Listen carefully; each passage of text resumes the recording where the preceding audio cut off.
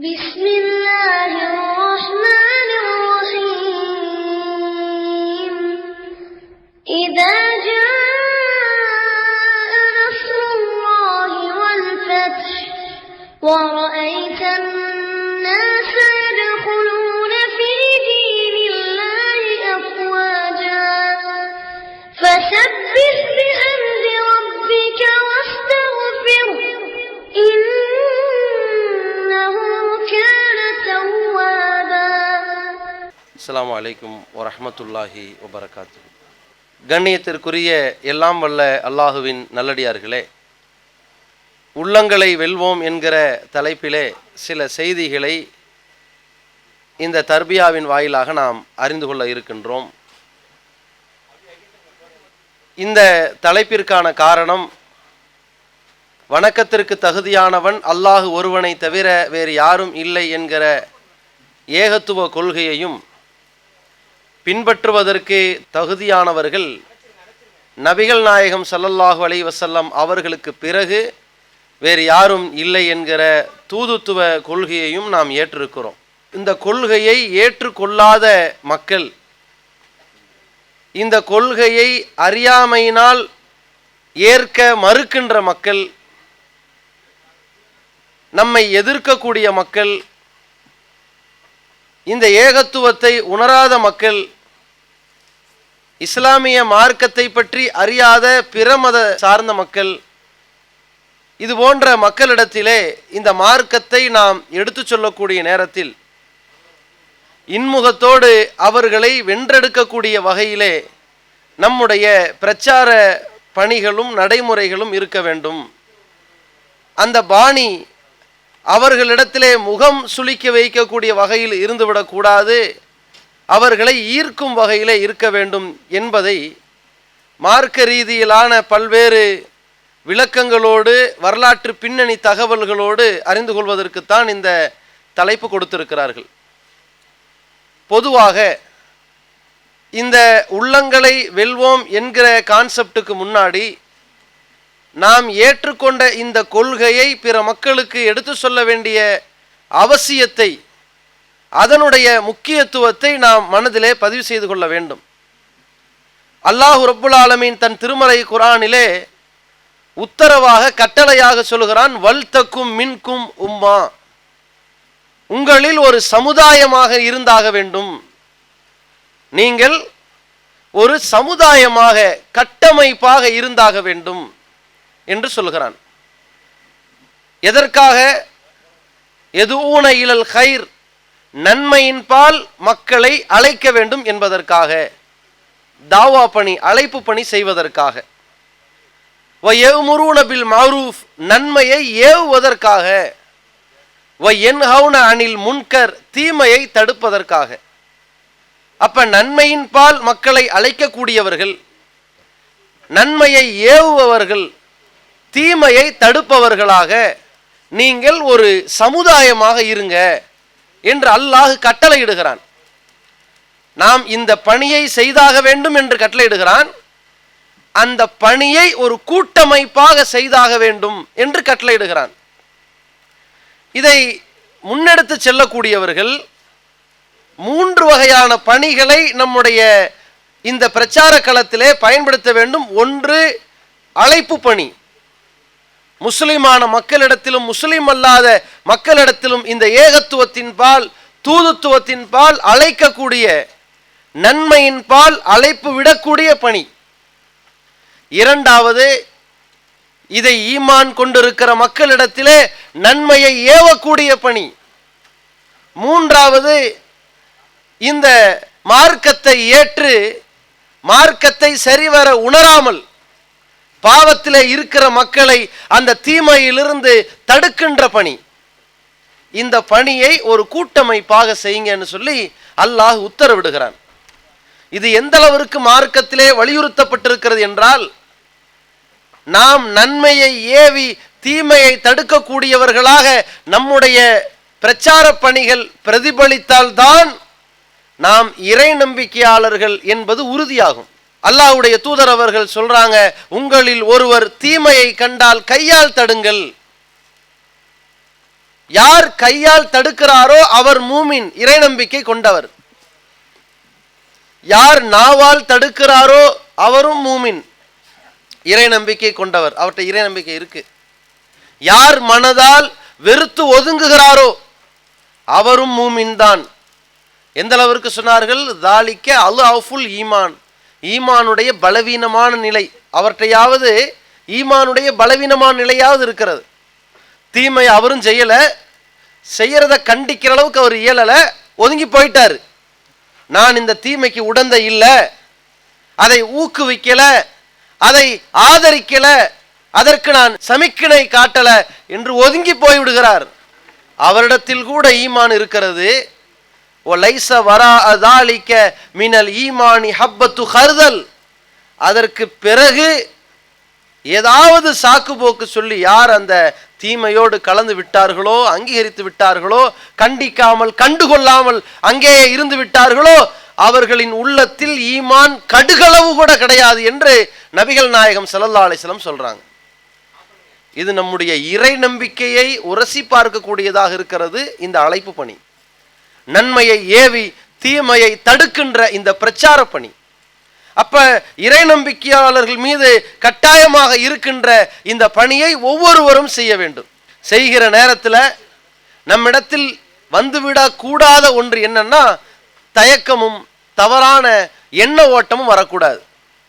என்ன, நாம இந்த பிரச்சாரத்தை முன்னெடுத்து செல்கிற பொழுது அதுல பலதரப்பட்ட விமர்சனங்கள் நமக்கு எதிராக வரும். அந்த விமர்சனங்களை எல்லாம் நாம் சகித்து கொள்ள வேண்டும், பொறுத்து கொள்ள வேண்டும் என்பது இந்த அழைப்பு பணியில் ஈடுபடக்கூடியவர்கள்ட்ட கடைபிடிக்கப்பட வேண்டிய மிக முக்கியமான ஒரு அம்சம். அதுல மிக முக்கியமானது, ஒரு கட்டத்தில் ஒரு வித்தியாசமான விமர்சனங்கள் வரும். எப்படி? இப்போ ஒருத்தருக்கு 4 பெண் குழந்தைகள் இருக்கிறாங்க. அவர் அழைப்பு பணியில ஈடுபடுகிறார். அவர் வரதட்சணை பற்றி ஆவேசமாக எடுத்துரைக்கிறார். பார்க்கிற மக்கள்ல ஒரு சாரார் நல்லா எடுத்து சொல்றாரு அப்படின்னு போயிடுவாங்க. சில பேர் எப்படி பார்ப்பாங்க? 4 பொம்பளை பிள்ளையை பெற்றிருக்காருல, அப்படிதான் பேசுவாரு என்று சொல்வார்கள். அப்ப எடுத்து சொல்பவர்களுக்கு என்ன தயக்கம் வரும்னா, நம்ம இதை பேச வேண்டாம், நம்ம பேசணும்னா நம்ம ஒரு உள்நோக்கத்துக்காக பேசுறோம்னு தப்பா நினைச்சுக்கிறாங்க, எதுக்கு போய் தேவையில்லாத வேலை, எதுக்கு விமர்சனத்துக்கு நம்ம பலியாகணும்னு சொல்லி ஒதுங்குவார்கள். அதே மாதிரி பார்த்தீங்கன்னு சொன்னா, இது மாதிரியான ஒரு குறிப்பிட்ட தனக்கு சாதகமான நிலை போன்ற அந்த பிரச்சாரத்துல தெரியும். அப்படி தெரிகின்ற நேரத்தில் 4 பேர் இதை விமர்சிப்பார்கள் என்று ஒதுங்கி விடக்கூடாது. நபிகள் நாயகம் ஸல்லல்லாஹு அலைஹி வஸல்லம் அவர்கள் காலத்தில் ஸைத் ரலியல்லாஹு அவர்களை நபிகளார் வளர்ப்பு மகனாக வைத்திருந்தார்கள், எடுத்து வளர்த்தார்கள். சமுதாயம் எல்லாம் ஸைத் பின் முகம்மதுடைய மகன் ஸைத் என்றே பேச ஆரம்பித்தார்கள். ஒரு கட்டத்தில் ஸைத் ரலியல்லாஹு அவர்களுக்கு ஸைனப் ரலியல்லாஹு அவர்களை நபிகளார் திருமணம் முடித்து வைத்தார்கள். அதற்கு பிறகு அவர்களுடைய வாழ்க்கையில் முறிவு ஏற்பட்டது, பிரிவு ஏற்பட்டது. அதற்கு பிறகு ஸைனப் ரலியல்லாஹு அவர்களை நபிகளார் திருமணம் முடிக்க அல்லாஹ் என்ன செய்கிறான்? அங்கே அனுமதி கொடுக்கிறான். அந்த நேரத்தில் ரசூலுல்லாவுக்கு ஒரு தயக்கம் என்ன அப்படின்னா, இந்த வளர்ப்பு பிள்ளை நம்முடைய பெற்ற பிள்ளை ஆகாது என்கிற மார்க்கத்தை சொல்வதற்கு ஒரு பயம் வந்துருச்சு. ஏன் முகமது எதற்காக இதை சொல்கிறார்? வளர்ப்பு பிள்ளை பெற்ற பிள்ளையை போன்று கிடையாது என்று ஏன் இப்பொழுது பேசுகிறார் என்றால், பெற்ற பிள்ளையாக கருதிவிட்டால் அவருடைய மனைவி ஸைனப் ரலியல்லாஹு அவர்களை நபிகளார் திருமணம் முடிக்க முடியாது. வளர்ப்பு பிள்ளையாகவே கருதிவிட்டால் முடிச்சுக்கலாம். அதனால தான் இப்ப இந்த சட்டத்தை ரொம்ப ஆழமா அழுத்தமா முகமது பேசுகிறார் என்று நம்மை ஒரு மாதிரி பேசுவார்களே என்று நபி ஸல்லல்லாஹு அலைஹி வஸல்லம் தயங்கினார்கள். அல்லாஹ் ரப்புல் ஆலமீன் தெளிவாக சொன்னான், வல்லாஹு அஹக்கு அன் தக்ஷாஹு, நீ பயப்படுவதற்கு அல்லாஹ்தான் தகுதியானவன், மக்களுக்கு பயந்தராத, உண்மையை எடுத்து சொல். நபி ஸல்லல்லாஹு அலைஹி வஸல்லம் அவர்களுக்கு அல்லாஹ் சொன்னான், நாம் எந்த விஷயத்தை எடுத்து சொல்கிறோமோ அது நமக்கு பாதகமா இருந்தாலும் சரி, சாதகமா இருந்தாலும் சரி, சொல்லக்கூடிய விஷயத்தில் தயக்கம் காட்டக்கூடாது என்பதை நாம் மனதிலே பதிவு செய்து கொள்ள வேண்டும். அதே போல் இந்த அழைப்பு பணியில ஈடுபடுகிற பொழுது, இந்த பிரச்சார களத்திலே நம்மை நாம் அர்ப்பணித்திருக்கின்ற பொழுது நம்மிடத்தில் இருக்க வேண்டிய மிக முக்கியமான ஒன்று இஹ்லாஸ் இருக்க வேண்டும், மன தூய்மை இருக்க வேண்டும். பிரச்சார பணி என்று சொன்னால் ஏதோ ஒரு மேடையில் குறிப்பிட்ட தலைப்பில் பயான் பண்ணிட்டு போறது மட்டும் கிடையாது, ஜுமாவுடைய உரைகளை நிகழ்த்துவது மட்டும் கிடையாது, தெருமுனை கூட்டங்கள் பொதுக்கூட்டங்கள்ல மாநாடுகள்ல பேசிட்டு போறது கிடையாது. துண்டு பிரசுரங்களை கொண்டு போய் விநியோகம் செய்கிற பொழுது 4 பேர் என்னன்னு கேட்பார்களே, அந்த நேரத்தில் பேசுகிறீர்களே, அது ஒரு பிரச்சாரம். போஸ்டர்களை ஒட்டுகிற நேரத்தில் என்ன ஒட்டுகிறீர்கள்னு கேட்கும் போது சிலதை எடுத்து சொன்னீர்களே, அது ஒரு பிரச்சாரம். ஒரு நிகழ்ச்சிக்காக வேண்டி வசூலிப்பதற்காக போய் பில்புக்கோடு நிற்கிற பொழுது எந்த நிகழ்ச்சி என்று கேட்பார்கள், அப்பொழுது சில விளக்கங்களை சொல்வீர்களே, அங்கே ஒரு பிரச்சாரம். ஒரு பொதுக்கூட்டத்திற்காக பர்மிஷன் கேட்டு அலைவோமே, அந்த நேரத்திலே காவல்துறை அதிகாரிகள் கேட்பார்களே, அங்கே விலக்கி சொல்வது ஒரு பிரச்சாரம். இது குறித்து சில விளம்பரங்கள் கிடைக்காதா என்று சிலரை அணுகுவீர்களே, அங்கே போய் இதை பற்றி எடுத்து பேசுவீர்களே, அது ஒரு பிரச்சாரம். இந்த நிகழ்ச்சிகள் குறித்து சமூக வலைத்தளங்களில் விளம்பரம் செய்வீர்களே, அந்த விளம்பரங்களிலிருந்து உங்களிடத்தில் வருகிற விமர்சனங்களுக்கும் எதிர்கேள்விகளுக்கும் நீங்கள் கொடுக்கின்ற விளக்கங்கள் ஒரு பிரச்சாரம். இப்படியாக உங்களை சுற்றி இந்த நிகழ்ச்சிக்காக வேண்டி அதை சுற்றி நீங்கள் செய்யக்கூடிய ஏராளமான பிரச்சாரங்கள் உள்ளடங்கும். உங்களுடைய குடும்பத்திலே மார்க்கத்திற்கு உட்பட்டு ஒரு நிகழ்ச்சியை நீங்கள் அரங்கேற்றுவீர்கள். அது நபி வழி திருமணமாக இருந்தாலும் சரி, ஜனாசாவுடைய தொழுகையை நபி வழி தொழுகையாக அமைத்தாலும் சரி, அதற்கு பின்னணியிலே ஒட்டுமொத்த குடும்பத்திற்கும் நீங்கள் தாவா செய்ய வேண்டிய நெருக்கடிக்கு ஆளாவீர்களே, அது ஒரு பிரச்சாரம். இந்த நேரத்தில் சாதக பாதகங்களை கண்டு யாரும் அஞ்சாமல் இந்த மார்க்கத்தை சொல்ல வேண்டும். அதே நேரத்தில் இந்த மார்க்கத்தை சொல்லுகிற பொழுது நம்முடைய உள்ளத்தில் இருக்க வேண்டியது மன தூய்மை. யாருக்காக சொல்லுகிறோம், என்ன நோக்கத்திற்காக சொல்லுகிறோம், இதனுடைய ஆதாயம் என்ன, இதனுடைய பலன்களும் பயன்களும் என்ன என்பதை கொஞ்சம் யோசித்து பாருங்கள். இதன் மூலம் 4 பேர் ஹிதாயத்து பெறுவார்கள் என்பதுதான் அதனுடைய பயனாக இருக்க வேண்டும். அந்த ஹிதாயத்து பெற்றவர்கள், நேர்வழி பெற்றவர்கள் இதன் வழியிலே நடக்கின்ற பொழுது அவர்களுடைய நன்மைகள்லாம் நமக்கு எழுதப்படுமே, அது ஒரு பயனாக இருக்க வேண்டும். இதன் மூலமாக அல்லாஹ் நம்முடைய பாவங்களை மன்னிப்பதாக சொல்லி இருக்கிறானே, ஹல் அதுல்லுக்கும் அலா திஜாரத்தின் துன்ஜீக்கும் மின் அதாபின் அலீம், இழிவு தரும் வேதனையிலிருந்து உங்களை காப்பாற்றுகிற ஒரு வியாபாரத்தை சொல்லித் தரட்டுமா? அல்லாஹ் சொல்கிறான், துமினூன பில்லாஹி வ ரசூலிஹி, அல்லாஹ்வை நம்புங்க, அவனது தூதரை நம்புங்கள், அல்லாஹ்வுடைய பாதையிலே நீங்கள் போரிடுங்கள். உங்கள் உடலால், உங்கள் பொருளாதாரத்தால் அல்லாஹ்வுடைய மார்க்கத்தை மக்களிடத்தில் கொண்டு போய் சேருங்கள்.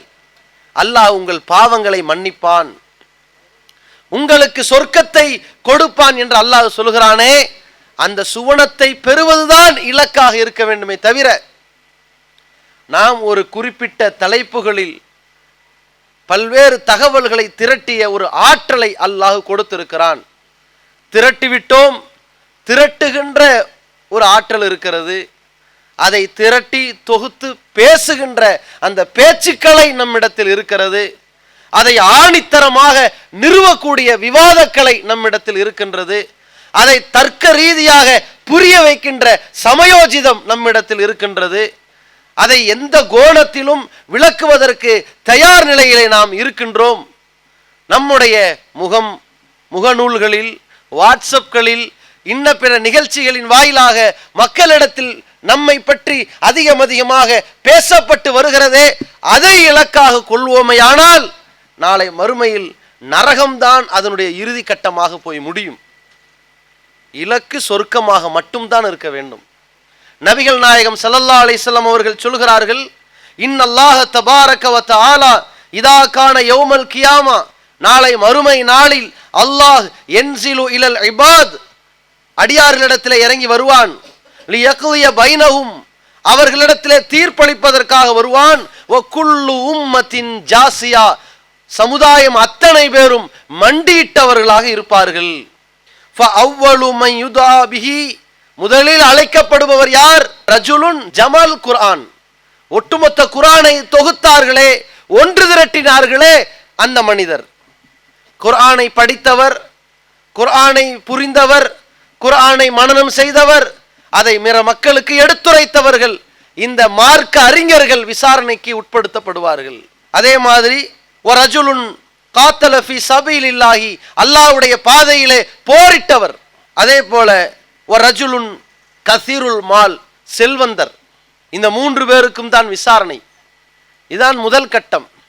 இந்த விசாரணையிலே அவர்கள் இறைவன் வழங்கிய அறிவாற்றலுக்காக இந்த அறிஞர் என்ன செய்தார், யாருக்காக இந்த அழைப்பு பணி செய்தார், இறைவன் வழங்கிய உடல் பலத்தை வைத்து இவர் யாருக்காக உயிர் தியாகம் செய்தார், இறைவன் வழங்கிய செல்வத்தால் இவர் யாருக்காக தர்மம் செய்தார்.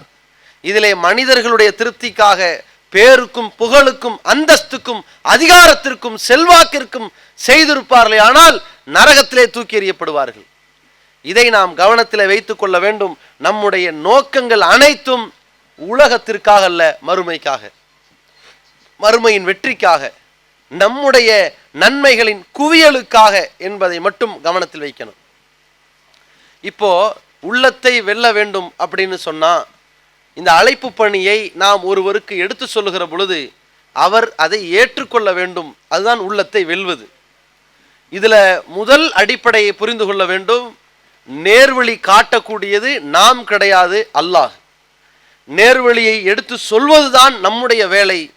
அவனுக்கு இதுதான் நேரான வழி என்று உள்ளத்திலே உறுதிப்படுத்தி அவனை வழி நடத்துவது அல்லாஹுடைய வேலை. அதனால் உள்ளத்தில் வென்றெடுக்கக்கூடிய வகையில், ஈர்க்கக்கூடிய வகையில் நாம் பேசலாம். ஆனால் அவர் ஈர்க்கப்படுவதும் எதிர்க்கப்படுவதும் புறக்கணித்து ஓடுவதும் அல்லாஹ்வுடைய நாட்டத்தில் இருக்கிறது என்பதை நாம் முதலில் மனதில் பதிவு செய்து கொள்ள வேண்டும். ஏன் தெரியுமா, நம்முடைய மனநிலையே அப்பப்போ மாறும். ஒருத்தரை பார்த்துட்டு இவர்கிட்ட 4 தடவை சொன்னோம்னா வந்துருவாரே, நாமளே முடிவெடுத்துக்குவோம். இவர் ஜென்ம புத்திய செருப்புல அடித்தாலும் திருந்தாது, இவர்கிட்டலாம் சொல்றதே வேஸ்ட் அப்படின்னு நாமளே ஒரு மனக்கணுக்கு வருவோமே, அதான் தப்பு. யாராக இருந்தாலும் சொல்லணும், அவ்வளவுதான். அபசவத்த வல்லாஹ் என்று அல்லாஹ் ரப்புல் ஆலமீன் நபிகள் பெருமகனாருக்கு சொல்லித்தந்த அறிவுரை என்ன? உங்களிடத்திலே மார்க்கத்தை கேட்டு வரக்கூடியவரை பார்த்து இவருக்கு நம்ம சொல்ல தேவையில்லை, அவர் விளங்கிவார் என்று நீங்கள் யார் முடிவெடுப்பதற்கு? அல்லாஹ் கேட்கிறான். நபிகள் பெருமகனார் ஸல்லல்லாஹு அலைஹி வஸல்லம் அவர்களிடத்திலே கண் தெரியாத சஹாபி அல்லாஹ்வுடைய தூதரிடத்திலே சலாம் சொல்லிவிட்டு எனக்கு மார்க்க அறிவுரை வழங்குங்கள்னு கேட்டாங்க. நபி ஸல்லல்லாஹு அலைஹி வஸல்லம் என்ன நினைத்தார்கள்? இவருக்கு நம்ம சொல்லி தெளிவடைய தேவையில்லை, அவர் தெளிவாக தான் இருக்கிறார்னு. அல்லாஹ் என்ன கேட்டான்? ஒமா யுதுரிக்கல அல்லஹு யஸக்கா, அவர் தூய்மை அடைந்து விட்டார் என்று உங்களுக்கு எப்படி தெரியும்? இவருக்கு வேணாம், இவருக்கு தேவை என்று நீங்க யார் முடிவெடுப்பதற்கு? உங்களுடைய வேலை என்ன? அனைவருக்கும் சொல்றது வேலை. கல்லா இன்னஹா தذكرா ஃபமன் ஷாஅ ذكرா, இது ஒரு அறிவுரை. விரும்பியவர் பயன் பெறுவார், படிப்பினை பெறுவார். விரும்பியவர் யார், விரும்பாதவர் யார், படிப்பினை பெறுபவர் யார், புறக்கணித்து ஓடுபவர் யார் என்று அல்லாஹ்வுக்கு தெரியும். அதை ஏற்கனவே அல்லாஹ் விதிப்படி எழுதிவிட்டான். ஃபீ சுஹுஃபி முகர்ரமா, அது மரியாதைக்குரிய கண்ணியத்திற்குரிய அந்த ஏட்டிலே பதிவு செய்யப்பட்டு விட்டது. மர்ஃபூஅத்தி முத்தஹரா, பரிசுத்தமாக உயர்த்தப்பட்டு விட்டது. பி ஐதி சஃபரா கிராமின் பரரா, மரியாதைக்குரிய வானவர்கள் கையிலே அது இருக்கிறது. அதனால யார் வருவார் வரமாட்டார் என்பதை முடிவெடுப்பவன் அல்லாஹ். சொல்ல வேண்டிய இடத்தில் இருப்பது நாம், அவ்வளவுதான். அதே நேரத்திலே சொல்கிற பொழுது அவர்களை விரண்டோட செய்து விடாமல் அவர்களை நம்மின் பால் ஈர்க்கும் வகையில் சொல்ல வேண்டும் என்பதை அடிப்படையாக வைக்கணும். முதலாவது, ஒவ்வொரு மனிதனுக்கும் என்று பலதரப்பட்ட உணர்ச்சிகளை அல்லாஹ் கொடுத்திருக்கிறான். இப்ப உள்ளங்களை வெல்லணும்னு சொன்னா எப்பொழுதுமே நம்ம சமாதானமாகவே இருக்கணுமா? அப்படி புரிஞ்சுக்கிட்டாங்க. சாந்தமாவே இருங்க, கோபமே படாதீங்க, மென்மையாவே இருங்க, கடுகடுன்னு பேசிடாதீங்க, சிடு சிடுன்னு உளுந்துராதீங்க, அமைதியா இருங்க. திட்டுனாலும் பரவாயில்ல, கண்டுக்காதீங்க.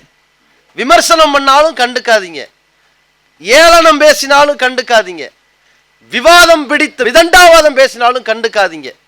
நீங்க அமைதியா போங்க, அப்பதான் உள்ளத்தை வென்றெடுக்க முடியும்னு சொல்வார்கள். அது அல்ல முறை. சில பேர் என்ன செய்வாங்க, எல்லாத்தையும் அட்ஜஸ்ட் பண்ணிக்கிங்க, நயவஞ்சகத்தனம், அப்படி உள்ளத்தை வென்றெடுங்கம்பாங்க. அதுவல்ல முறை. உள்ளத்தை வென்றெடுத்தல் என்றால் ஒவ்வொரு மனிதனுக்கும் அல்லாஹ் ஆரோக்கியமாகத்தான் பல பண்புகளை கொடுத்திருக்கிறான். அவசரம் என்கிற ஒரு நிலையை அல்லாஹ் நமக்கு கொடுத்திருக்கிறான். அதில் ஆரோக்கியம் இருக்கிறது. அதை தவறாக மனிதன் பயன்படுத்துகிறான். அதான் மிஸ்டேக்கு. வீட்டில் திடீர்னு சிலிண்டர் கசியுது, கொஞ்சம் நிதானமாயிருங்க. சுவிட்சை போட்டு பார்ப்போன்னு சொல்லுவீங்க. அங்கே அவசரம் தேவை. அதானே அவசரம் என்பது எங்கே தேவையோ அங்கே தேவைப்பட வேண்டும். நிதானம் எங்கே கடைபிடிக்கப்பட வேண்டுமோ அங்கே நிதானம் இருக்கணும். அதே போல படபடப்பாவது, ஆவேசப்படுறது, நிதானமா பேசுறது, அமைதியா பண்றது, இரக்கம் காட்டுவது, அனைத்து பண்புகளும் மனிதனுக்கு தேவை. இது தன்னுடைய வாழ்க்கையில் அவனுடைய பர்சனாலிட்டி மட்டுமல்ல, சமூகத்தை காப்பதற்கு அது தேவை என்பதால் தான் அல்லாஹ் அமைச்சிருக்கிறான். அவன்தான் நம்மை சிரிக்க வைக்கிறான், அவன்தான் நம்மை அழ வைக்கிறான். அழுதுகிட்டே இருக்கக்கூடாது ஆம்பளை பிள்ளைம்பாங்க, பொம்பளை சிரிச்சுக்கிட்டே இருக்கக்கூடாதும்பாங்க. ரெண்டு பேருமே தேவைக்கு தான் அழுகணும், தேவைக்கு தான் சிரிக்கணும். இதை அடிப்படையாக நம்ம புரிஞ்சுக்கணும். அப்ப வென்றெடுத்தல் என்றால் என்ன, எப்படி வென்றெடுப்பது, இந்த பண்புகளை நம்முடைய உணர்வுகளை எந்தெந்த இடத்தில் எப்படி வெளிப்படுத்துவது என்பதை நாம் மனதில் பதிவு செய்து கொள்ள வேண்டும். முதல் அடிப்படை, பிற மத மக்களிடத்தில் சத்தியத்தின் பால் அவர்களை அழைக்கிறோம். இது முதல் விஷயம். அப்படி அழைக்கிற பொழுது எதை கடைபிடிக்க வேண்டும்? அல்லாஹ் சொல்கிறான், உது இலா சபீலி ரப்பிக்க, உமது இறைவனின் பாதையில் நீங்கள் மக்களை அழையுங்கள். பில் ஹிக்மதி, தெளிவான ஞானத்தோடு அழையுங்கள். வல் மௌயிலத்தில் ஹசனா, அழகிய அறிவுரைகளோடு கூப்பிடுங்கள்ங்கிற அல்லாஹ். கடவுளை நம்பாதவர்கள், நம்ப மறுத்தவர்கள் இருக்கிறாங்களே, அவர்களை இந்த சத்திய இஸ்லாத்தின் பால் அழைக்கிற பொழுது அவர்களுக்கு இனி மார்க்கம் தெரியல, அவர்களை கூப்பிடுகிற பொழுது தெளிவான ஞானத்தோடு பேச வேண்டும். நாம் எந்த கொள்கையின் பால் அவர்களை அழைக்கிறோமோ இந்த கொள்கை சரியானது என்பதை வாத பிரதிவாதத்தோடு நாம் புரிந்திருக்க வேண்டும். முதல்ல கடவுளை ஏன் ஒருவன் என்று வணங்குகிறோம், அதற்கான லாஜிக்கான பதிலை தெரிஞ்சிருக்கணும். ஏன் பல கடவுள் இருந்தா என்ன என்ற கேள்விக்கு பதில் தெரியணும். ஏன் கடவுளுக்கு பிள்ளை இருந்தா என்ன என்ற கேள்விக்கு பதில் தெரியணும். ஏன் கடவுள் மனிதனா வரமாட்டாரா என்று கேட்டால் பதில் சொல்ல தெரியணும். கடவுள் எதற்காக திருக்குரானை நபிகளாருக்கு கொடுத்தார், எப்படி கொடுத்தார், எங்கே கொடுத்தார், பதில் சொல்ல தெரியணும். தெளிவான அறிவோடு பேசுங்கள். எதை சொல்ல போகிறோமோ அதை பற்றிய ஓரளவு தகவல்களை திரட்டி விட்டு பேசணும். அவர்களை அழகிய அறிவுரையோடு அழைக்கணும். அந்த அழைப்புல ஒரு கனிவு, ஒரு பணிவு, ஒரு மென்மை இருக்கணும். லாவகமாக அவர்களுக்கு எடுத்து சொல்லக்கூடிய பக்குவத்தை கடைபிடிக்கணும். எந்த ஒரு கட்டத்திலும் அவர்களுடைய கடவுள் கொள்கை இருக்கிறதே, அந்த கடவுள் கொள்கையை கூட விமர்சனம் செய்யக்கூடிய இடம் வந்தாலும் அவர்களை திட்டும் வகையில பேசிராம கேள்வி கேட்கும் வகையில் நாம் பேசக்கூடியவர்களா இருக்கணும். உதாரணத்திற்கு, நாங்கள்லாம் ஒரு கடவுளைத்தான் வணங்குறோம்னு சொல்லக்கூடாது. இஸ்லாம் என்கிற மார்க்கத்தை பொறுத்த வரைக்கும் அது இந்த உலகத்தை எல்லாம் படைத்த இறைவன் ஒன்று என்று சொல்லி கொண்டிருக்கிறது. நீங்க தான் முஸ்லீம், ஆனால் சொல்றது எப்படி சொல்லணும், படர்க்கையா பேசணும். அது ஏன் ஒன்று என்று சொல்லப்படுகிறது? இந்த உலகத்தை எல்லாம் படைத்த இறைவன் என்பவன் ஒருவனாக இருப்பதுதான் அறிவுபூர்வமானது என்று இஸ்லாம் சொல்லுகிறது. நீங்க தான் சொல்றீங்க முஸ்லீம், நீங்க தான் ஏத்துக்கிறீங்க, அது இஸ்லாம் சொன்னதா சொல்லணும், அதுதான் முறை. பிறகு அடுத்த கட்டமான ஒரு பதில், இஸ்லாம் அவ்வாறு சொல்லுகிறது எதற்காக? இதை நீங்கள் அறிவுபூர்வமாக யோசிச்சு பாருங்க. ஒரு வாகனத்தில் ஒரே நேரத்தில் 2 டிரைவர் இருந்தால் வாகனம் ஓடுமா நிற்குமா? நம்ம அறிவு சொல்லுகிறது அங்கே ஒருவர் தான் இயக்க வேண்டும் என்று. ஒரு பள்ளிக்கூடத்தில் நிர்வகிக்கக்கூடிய இடத்தில் ஒருவர் தான் இருக்க வேண்டும் என்று அறிவு சொல்கிறது. அதுபோன்று ஒட்டுமொத்த உலகை இயக்குபவன் ஒருவன் தான் என்று அறிவு சொல்கிறதே, அதை இஸ்லாம் சொல்கிறது. அப்படி கொண்டு வரணும். பல கடவுள் கொள்கை சரிதானா என்று வாதத்துக்கு நம்ம போயிடக்கூடாது. நீங்க போய் பல கடவுளை வணங்குறீங்களே, உங்களுக்கு கொஞ்சமாவது இப்படி ஆரம்பிக்க கூடாது. அந்த கடவுள்களையும் கொச்சைப்படுத்தக்கூடாது. அல்லாஹ் சொல்கிறான், ஒலா தசுப்புல்லதீன யதுஊன மின் தூனில்லாஹி, அல்லாஹ் விட்டு விட்டு யாரை வணங்குறாங்களோ அவங்கள திட்டிராதீங்க. உடனே அவங்க கோபப்பட்டு அல்லாஹ்வை திட்டுவாங்க. அல்லாஹ் புகழுக்குரியவன், இகழுக்குரியவன் அல்லாஹ்வன், அவனை திட்டுறதுக்கு நீங்க காரணமா இருக்கக்கூடாது. அப்போ நீங்க அந்த கடவுள்களை திட்டக்கூடாது. நாம் கேள்வி கணைகளாக நம்முடைய வாசகங்களை அமைக்கணும். ஒரு சகோதரர் இஸ்லாத்துக்கு வந்தார். அவர் என்ன சொன்னார் தெரியுமா? நான் ஒரு கடையில், முஸ்லீம் பாய் கடையில் வேலை பார்த்தேன். அந்த பாய் என்கிட்ட சில கேள்விகளை கேட்டார். இஸ்லாம் என்பது இந்த உலகத்தை எல்லாம் படைச்ச இறைவன், ஒரு இறைவன் நம்புதுப்பா. அவரும் அதே மாதிரி படற்கையாக தான் கேட்டிருக்கார், சொல்லியிருக்கார். ஆனால் இந்த பல மத நம்பிக்கைங்கிற பல கடவுள் நம்பிக்கைன்னு இந்த இந்து சமுதாய நம்பிக்கையில் நீங்கள் இருக்கிறீங்க. ஆனால் இந்த நம்பிக்கையில் உள்ளவங்க பாருங்க, சில பேர், அந்த பையனை சொல்லலை, சில பேர் அந்த தீபாவளி நேரத்தில் லட்சுமி வெடி, சரஸ்வதி வெடின்னு வெடிக்கிறாங்க பாருங்க. அவங்க உயர்வாக மதிக்கின்ற கடவுள் என்று சொல்லக்கூடியதுக்கு ஒரு ஃபோட்டோ எடுத்து அதை பட்டாசு மாதிரி ஆக்கி அதை வெடித்து சிதறடிக்கிறாங்களே, இது அந்த கடவுளை இழிவுபடுத்துகிற மாதிரி ஆகாதா? இப்படிங்கிற கேள்விகள். நீ ஏன் இதை செஞ்சேன்னு இல்லை, இப்படி சிலர் செய்கிறாங்களே, இது சரியா? செயல்களில் தான் கேள்வி இருக்கணும். நாம் செயல்களில் கேள்வி கேட்கலாம். உங்களுடைய கடவுள்னு வச்சுருக்கீங்க, எதுக்கு அதுக்கு நாலுகை, அது கேட்கக்கூடாது. அந்த கடவுள் அமைப்புகளை குறை சொல்லி கேட்கக்கூடாது. சமீபத்தில் கூட உத்தரப்பிரதேசத்தில் ஒரு செய்தி வந்துச்சு. டாக்டர்கள்லாம் அவசர அவசரமாக கோயிலுக்குள்ளே போய் சில மருந்து மாத்திரைலாம் வச்சுட்டு வந்தாங்க. என்ன, கடவுளுக்கு சளி பிடிச்சிருச்சுன்னு சொல்லி. அப்படி ஒரு பலவீனமான நிலையில் கடவுளை கற்பனை செய்கிறார்களே, இது நியாயம்தானா என்று பிற மதத்தோடு நீங்கள் கேட்கலாம். அப்போ யோசிப்பாங்க. இதைத்தான் இஸ்லாம் கூட சொல்லுகிறது, லௌஃப தாலிபு வல் மத்துலூப். கடவுளை விட்டு விட்டு மற்றவர்களை வணங்குபவன் அவனும் பலவீனமாக இருக்கிறான், யாரை வணங்குறாங்களோ அவர்களும் பலவீனமாக இருக்கிறாங்கன்னு சொல்லி. இப்போ அந்த கொள்கை புரியும். இது போன்ற லாவகமான நுணுக்கமான வார்த்தை நடைகளோடு பேசக்கூடிய ஒரு அழைப்பு தாவா பணியில் ஈடுபடுபவர்கள்ட்ட இருக்கணும். இது ஒரு கான்செப்ட், இது தனி.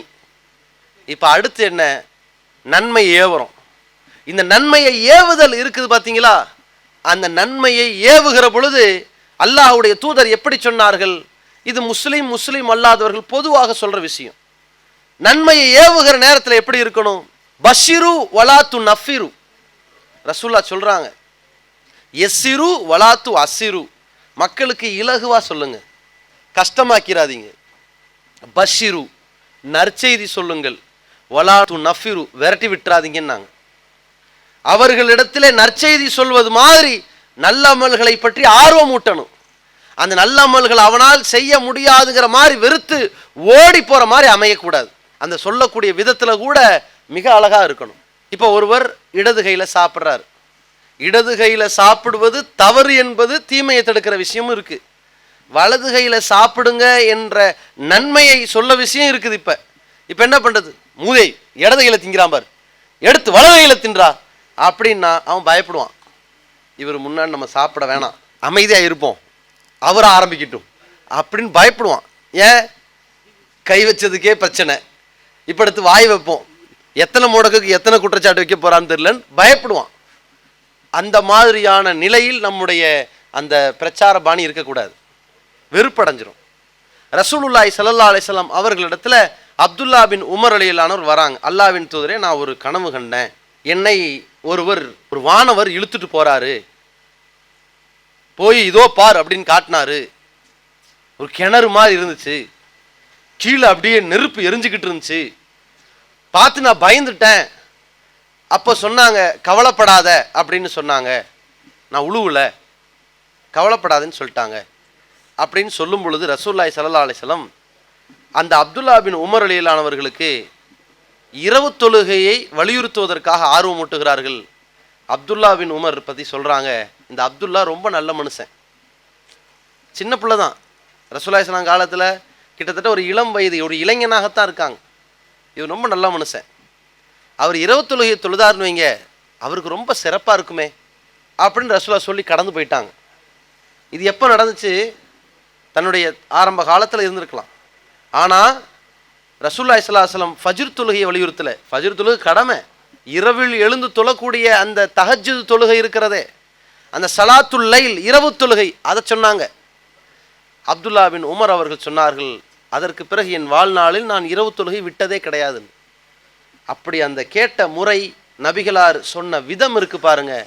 மார்க்க அறிவுரைகளை அழகான முறையில் போதனை செய்யக்கூடிய இடத்துல நம்ம இருக்கணும். இப்போ நன்மையை தீமையை தடுக்கிறோம். தீமையை தடுக்கிற இடத்துல நபிகள் நாயகம் ஸல்லல்லாஹு அலைஹி வஸல்லம் தன்னுடைய உணர்வுகளை எப்படியெல்லாம் வெளிப்படுத்தி இருக்கிறாங்க, எதற்கெல்லாம் கோவப்பட்டிருக்கிறாங்க. சில இடங்களில் நாம் கோவப்பட்டால்தான் மக்களுடைய உள்ளத்தை வென்றெடுக்க முடியும். சில இடங்களில் நாம் சமயோஜிதமாக பேசினால்தான் சாமர்த்தியமாக பேசினால்தான் மக்களை வென்றெடுக்க முடியும். சில இடத்துல நாம மென்மையாக நடந்தால்தான் மக்களை வென்றெடுக்க முடியும். சில இடத்துல அல்லாஹ்விடத்திலே கையேந்தினால்தான் மக்களை வென்றெடுக்க முடியும். இப்படி பல கட்டம் இருக்கிறது. அல்லாஹ்வுடைய தூதர் அவர்கள் தங்களுடைய வாழ்க்கையில எங்கெங்கெல்லாம் கோவப்படணும், எங்கெங்கெல்லாம் கடுமை காட்டணும், எங்கெங்கெல்லாம் கனிவா நடக்கணும் என்று பிரிச்சு பிரிச்சு பிரிச்சு தன்னுடைய 23 ஆண்டு காலம் வாழ்ந்து காட்டியிருக்கிறாங்க.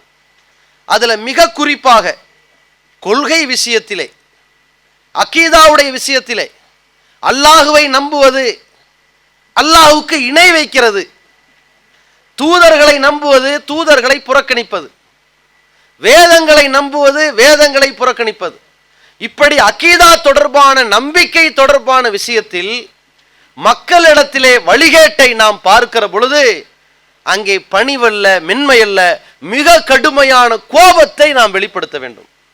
அப்பொழுதுதான் அதனுடைய விபரீதத்தை புரிந்து மக்கள் ஏகத்துவத்தில் தன்னை இணைத்திருப்பார்கள். இணை வைப்பின் சாயல் கூட படிய விடாதுவார் தன்னை அமைத்துக் கொள்வார்கள்.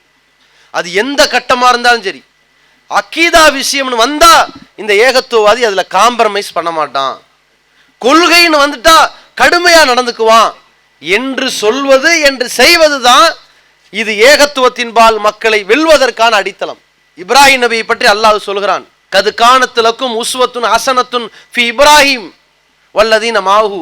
இப்ராஹிம் இடத்திலும் அவரோடு வாழ்ந்த மக்களிடத்திலும் உங்களுக்கு அழகான முன்மாதிரி இருக்குங்கிறான். அவர் மாதிரி வாழுங்கிறான்.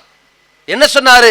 இது காலூலி கௌமிகும், தங்கள் சமுதாயத்தை பார்த்து சொன்னார், இன்னா புராவு மின்கும் மிம்மா தாபூதுன மின்தூன் இல்லாஹி. அல்லாஹுவை விட்டு நீங்கள் யாரை வணங்குகிறீர்களோ அவர்களை விட்டும் நாங்கள் பிரிந்தவர்கள். அல்லாஹுவை விட்டு நீங்கள் மற்றவர்களை வணங்குற காரணத்தினால உங்களை விட்டும் நாங்கள் பிரிந்தவர்கள், உங்களை விட்டு நாங்கள் ஒதுங்கிட்டோம். பதா பைனனா வ பைனக்குமுல் அதாவத்து வல் பக்தாவு. உங்களுக்கும் எங்களுக்கும் இடையிலே கோபமும் பகைமையும் தான் இருக்கிறது. நாங்க இந்த இணை வைப்புல காம்ப்ரமைஸ் பண்ண மாட்டோம், அதை கடுமையாக எதிர்க்கிறோம். நீங்கள் அல்லாஹ் ஒருவனை வணங்கும் வரை இதுல எந்த விதமான இணக்கத்தை எதிர்பார்க்க முடியாது என்று இப்ராஹிம் நபி கோபத்தை பதிவு செய்தாரே, அதை அல்லாஹ் அழகான முன்மாதிரிங்கிறான். இது நம்ம இடத்துல இருக்கணும். நம்முடைய ஊர்ல ஏதோ ஒரு பெயரால் தர்கா இருக்கும். தர்கா இல்லாத ஊர் உண்டா தமிழ்நாட்டில்? ஏதாவது ஒரு பெயர்ல எதையாவது ஒரு குட்டிச்சோரை வச்சிருப்பான். அங்கே வருடாந்தரத்தில் ஏதோ ஒரு நிகழ்வை தொடங்குவார்கள். கொடியின் பெயரால், சமாதியின் பெயரால் சமாதி வழிபாடை அலங்கரிப்பார்கள். அந்த நேரத்தில் நாம் மௌனிகளாக இருந்து விடாமல், அதை மௌன சம்மத அங்கீகாரம் கொடுத்து விடாமல் நம்முடைய கோபத்தை பதிவு செய்யணுமே, கடுமை காட்டணுமே. அங்கே ஏகத்துவத்திற்காக வேண்டி நாம் பிரச்சார களத்தில் ஈடுபட வேண்டுமே, அதை நம்ம தெளிவான முறையில் பார்க்கணும். யார் லா இலாஹ இல்லல்லாஹ்னு சொல்லி வந்துட்ட பிறகு இந்த இணை வைப்பிலே ஈடுபடுகிறார்களோ அதில் மிக கடுமையான முறையிலே அதை பதிவு செய்ய வேண்டும். ரசூலுல்லாஹி ஸல்லல்லாஹு அலைஹி வஸல்லம் அவர்கள் இந்த அக்கீதாவுடைய விஷயத்தில் அவ்வளவு கோபமாக நடந்திருக்கிறார்கள். ஒரு கட்டத்தில் ரசூலுல்லாஹுடைய மகன் இப்ராஹிம் மௌத்தாயிட்டாங்க. அப்போ சூரிய கிரகணம் ஏற்பட்டுருச்சு. மக்கள்லாம் பேசுகிறாங்க, ரசூலுல்லாஹுடைய மகனே இறந்துட்டாரு, கிரகணம் ஏற்படாத என்ன? சூரியன் தனது வெளிச்சத்தை அப்படியே மங்கி போச்சு, ஏன் கருத்து போச்சு, ஏன்? இப்ராஹிம் மௌத்தாயிட்டார்ல. இன் கஷஃபதி ஷம்சு லி மௌத்தி இப்ராஹிம்ட்டாங்க. இப்ராஹிம் மௌத்துக்குத்தான் சூரிய கிரகணமே ஏற்பட்டுச்சுன்னு பேசின உடனே ரசூலுல்லாஹி ஸல்லல்லாஹு அலைஹி வஸல்லம் துக்க களத்தில் தன்னுடைய பிள்ளை இழந்த நேரத்தில் கூட இந்த கொள்கையில் காம்ப்ரமைஸ் பண்ணிடக்கூடாது, அப்படி பேசாதீர்கள்னு சொல்லி கண்டனம் தெரிவித்தார்கள். இன்ன ஷம்சவல் கமர ஆயத்தானி மின் ஆயாத்தில்லாஹி. சூரியனும் சந்திரனும் அல்லாஹ்வுடைய சான்றுகளில் உள்ளது. லா என்கஷிஃபானிலி மௌத்தி அகதின் வலாலி ஹயாத்திகி. அது யாருடைய சாவுக்கோ வாழ்வுக்கோ அது ஏற்படுறது கிடையாது. இன்னமாயு ஹவ்விஃபுல்லாஹு இபாதஹு. இந்த சூரிய சந்திர கிரகணத்தை ஏற்படுத்தி அல்லாஹ் தன் அடியார்களை அச்சுறுத்துகிறான். அந்த நேரம் வந்தால் நீங்க தொழுங்க என்று ரசூலுல்லாஹி ஸல்லல்லாஹு அலைஹி வஸல்லம் அந்த இறைவனுக்கு இணை வைக்கிற சாயல் வரும் பொழுது மிக கடுமையாக நடந்து கொண்டார்களே, அதை நாம் தெளிவாக புரிந்து கொள்ள வேண்டும். அங்கே கோபத்தை தான் காட்டணும். ஒருவனுக்கு தௌஹீது ஷிர்கை வித்தியாசமாக வேறுபடுத்தி புரிய வைக்கிற இடத்துல அறிவுபூர்வமாக புத்தி கூர்மையாக நிதானமாக எடுத்து சொல்லலாம், தப்பில்லை. ஆனால் ஒரு இணை வைப்பு நிகழ்வு அரங்கேறுகிற பொழுது அங்கே உங்களுடைய பதிவு எப்படி இருக்கணும்? கடுமையாகத்தான் இருக்கணும். என்ன இருந்தாலும் அல்லாஹ்வுக்கு இணை வைப்பதல் மிகப்பெரிய பாவமாக இருக்கிற காரணத்தினால் இந்த சமுதாயம் அதிலிருந்து விடுபட வேண்டும் என்று வேண்டி விரும்பி உங்களை கேட்டுக்கொள்கிறோம். நான் பேச முடியும். இது நரக படுகொலில் தள்ளக்கூடிய மாபாதக செயல். நம்மிடத்தில் இருக்கிற நன்மைகளை பாழாக்கக்கூடிய செயல், நிரந்தர நரகத்திலே கொண்டு போய் சேர்க்கிற செயல், சொர்க்கத்தை ஹராமாக்குகிற செயல் அல்லவா? அவ்வளவு விபரீதங்களை எடுத்து சொல்ல வேண்டிய இடத்துல இருக்கிறோம்.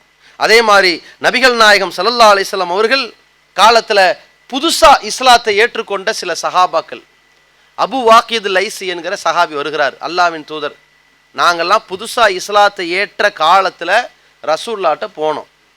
அந்த நேரத்தில் என்ன நடக்குதுன்னு சொன்னா, அந்த மக்கா காஃபிர்கள் தாத்து அன்வாத்துங்கிற ஒரு மரத்தை வைத்து நம்பி வழிபட்டு கொண்டிருக்கிறார்கள். அந்த தாத்து அன்வாத்துங்கிற மரத்தில் என்ன செய்வாங்க, கொஞ்ச நேரம் ஓய்வு எடுப்பாங்க. அங்கே வாள்களை எல்லாம் தொங்க விடுவார்கள். அப்புறம் களைஞ்சு எந்திரிச்சு போயிடுவாங்க.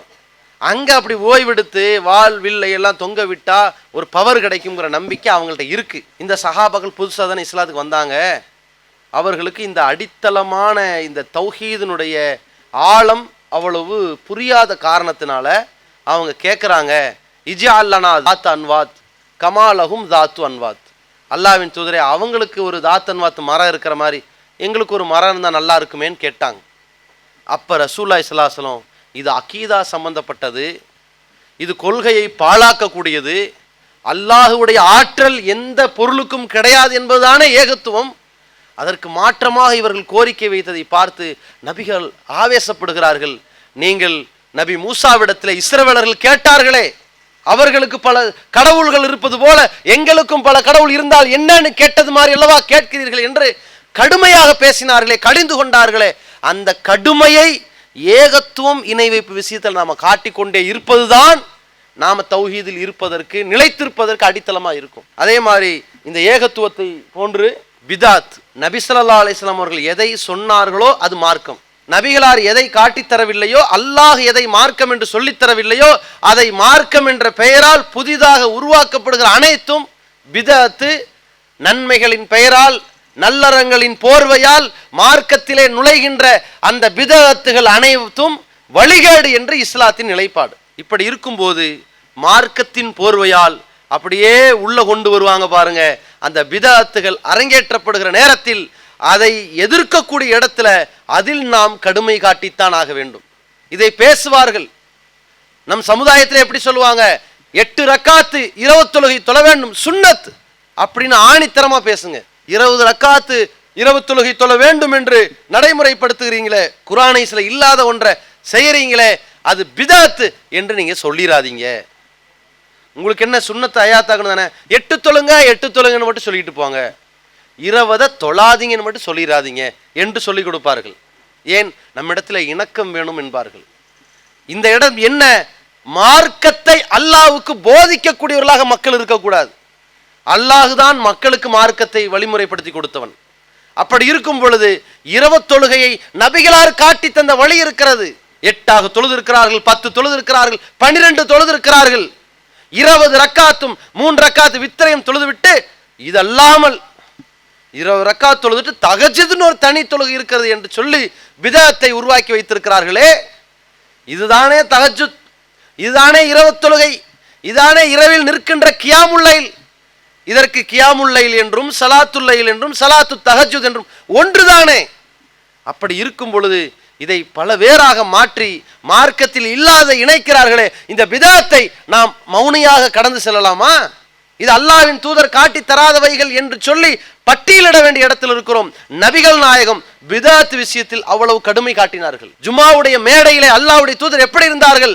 இஹ்மர்ரத் ஐனாஹு, கண்கள் சிவந்து, வஅலா சௌத்துஹு, சப்தமெல்லாம் உயர்ந்து, ஆவேசம் ஆக்ரோஷம், வஷ்தத்த கலபுஹு, கோபமெல்லாம் கடுமையாகி, கஅன்னஹு முன்திரு ஜைஷ் சப்பஹக்கும் மஸ்ஸாக்கும், மக்களே காலையிலே எதிரிகள் வருவார்கள், மாலையிலே எதிரிகள் வருவார்கள் என்று அவ்வப்போது இராணுவ படையின் தளபதி எச்சரிக்கை வழங்கி கொண்டிருப்பது போல நபிகளார் முழங்கிக் கொண்டிருப்பார்கள்.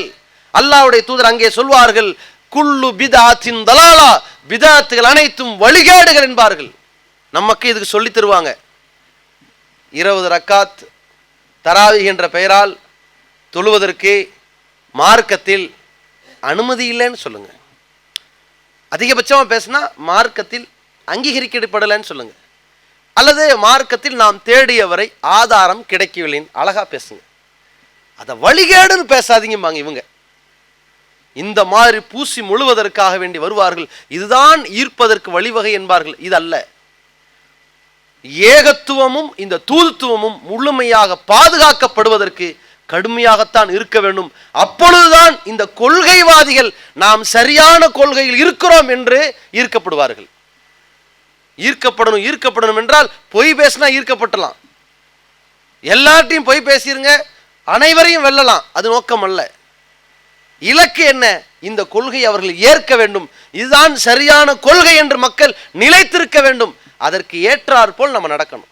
ஒருத்தர் வந்து கேட்கிறார், இது எப்படிங்க பிதாத்துங்கிறீங்களா? யோ பிதாத்னா பிதாத்தாயா அப்படின்னு அங்கதான் கடுமை காட்டக்கூடாது. அது எப்படின்னாங்க, வாங்க உட்காருங்க. அங்க புரிய வைக்கிற இடத்தில் பணிவு இருக்கணும், மென்மை இருக்கணும், அறிவுபூர்வமான வாதங்கள் இருக்கணும். ஆனால் பொதுவாக அதை தடுக்கின்ற இடத்தில் இதை பார்க்கணும். அதே நேரத்தில் நல்லா புரிஞ்சுக்குங்க, இதை ஜும்மாவுடைய மேடைகள்லையோ மற்ற இடங்கள்லையோ மற்ற தனிப்பட்ட நபர் தாவா பணிகள்லையோ எந்த ஒரு கட்டத்திலையுமே ஒரு ஆளையோ ஒரு இயக்கத்தையோ குறி சொல்லி நீங்க என்ன செய்யாதீங்க, சுட்டி காட்டிடாதீங்க. இன்றைக்கு சிலர் அப்படி சொல்லிட்டு போங்க. உங்களுடைய நோக்கம் செயலை குறை சொல்லணும், ஆளை அல்ல, இயக்கத்தை அல்ல. இன்னைக்கு சிலர் நபிகள் பெருமகனார் 8 ரக்காத்து தொழுகையை அழகான முறையில் காட்டி கொடுத்திருக்கிறார்கள். அதை நிறுத்தி நிதானமாக ஓதி இருக்கிறார்கள். திருக்குரானை நிறுத்தி தெளிவாக ஓத வேண்டும் என்று அல்லாஹ் சொல்லி இருக்கிறான். ஆனால் இன்னைக்கு சில பேர் என்ன செய்யறாங்க, நபிகளாரின் சுன்னத்தை கடைபிடிக்கிறோம் என்று சொல்லிவிட்டு என்ன பண்றாங்க, நபிகளார் காட்டித்தராத 20 ரக்காத்தை புகுத்தி அதை எக்ஸ்பிரஸ் வேகத்துல ஓதி தொழுகையை பாழாக்கிறத பார்க்கிறோம். அதை கடுமையா பேசுங்க. ஆனால் அந்த சிலர் யார், நம்ம பக்கத்தில் இருக்கான அந்த ஜமாத்துக்காரன் பேசாதீங்க.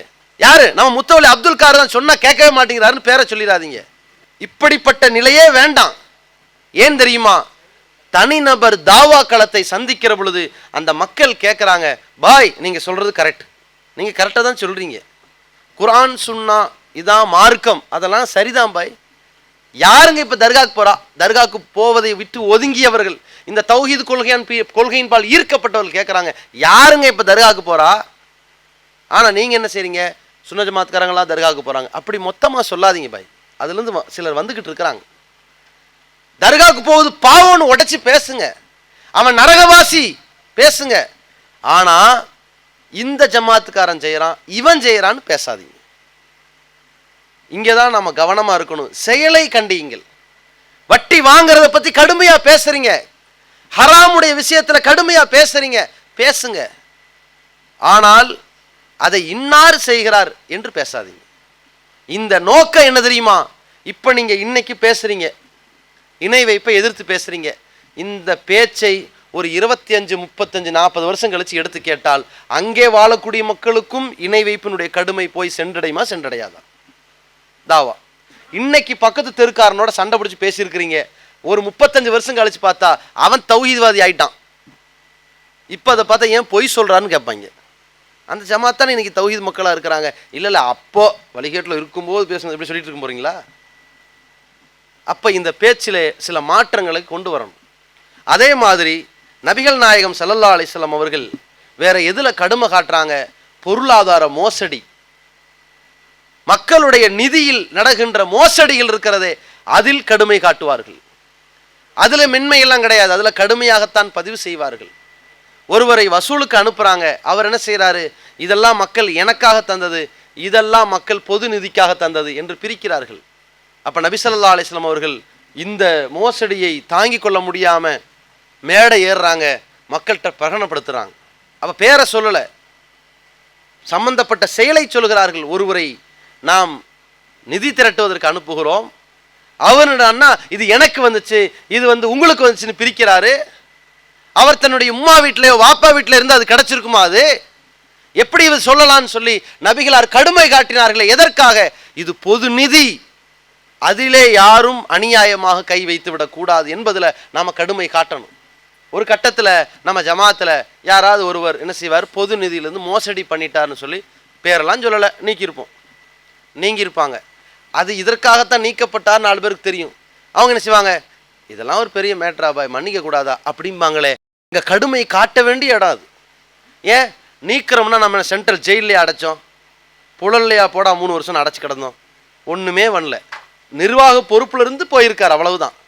அதை என்னமோ இந்த உலகத்துல பாரதூரமான நரக தண்டனை மாதிரியும், இஸ்லாத்திலிருந்து அவனை வெளியேற்றின மாதிரியும், அவனை நரகத்தின் சக்கர நரகத்துல கதவை திறந்து விட்டு அனுப்பி வச்ச மாதிரியும், அதிலிருந்து இவன் காப்பாத்திட்டு வர மாதிரியும், அதுக்கு ஒரு பயங்கரமான மக்கள்கிட்ட சென்டிமெண்டலா பேசக்கூடியது இருக்கிறதே, அங்கதான் தப்பு நடக்கிறது.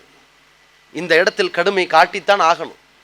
தன்னுடைய பேர குழந்தைகள், சின்ன குழந்தைகள், அந்த பொது நிதியினுடைய பேர்ச்சம்பளத்தை வாயில வைக்கும் போது வாயிலிருந்து கிண்டி எடுத்து துப்பு என்றார்களே ரசூல்லா, ஏன் அங்கே வேகத்தை காட்டினார்கள்? இது பொது நிதி, அங்கே வேகத்தை காட்டத்தான் வேணும். அதுதான் மக்களிடத்திலே உள்ளத்தை வென்றெடுக்கும். இவர் நேர்மையான தூதர். தன்னுடைய பிள்ளைகள்கிட்ட ஒரு கவலத்தை கூட வாயில வைக்க விடல. பார்த்தீங்களா? இதான் இருக்கும். குழந்தை தானே, சாப்பிடட்டும் என்றால் அந்த குழந்தைகிட்ட மட்டும் ஒரு இரக்கம் தெரியும். நம்ம தாத்தா பரவாயில்ல, எவ்வளவு பணிவா நடந்துக்கிட்டார், குழந்தைகிட்ட இருக்கும். மக்கள்கிட்ட இதெல்லாம் அவர் பிள்ளை நான் மட்டும் திங்க விட்டாங்கன்னு பேச வைப்பாங்க. இப்போ ஈர்க்கப்படுவது ரெண்டு இடத்துல நடக்குது.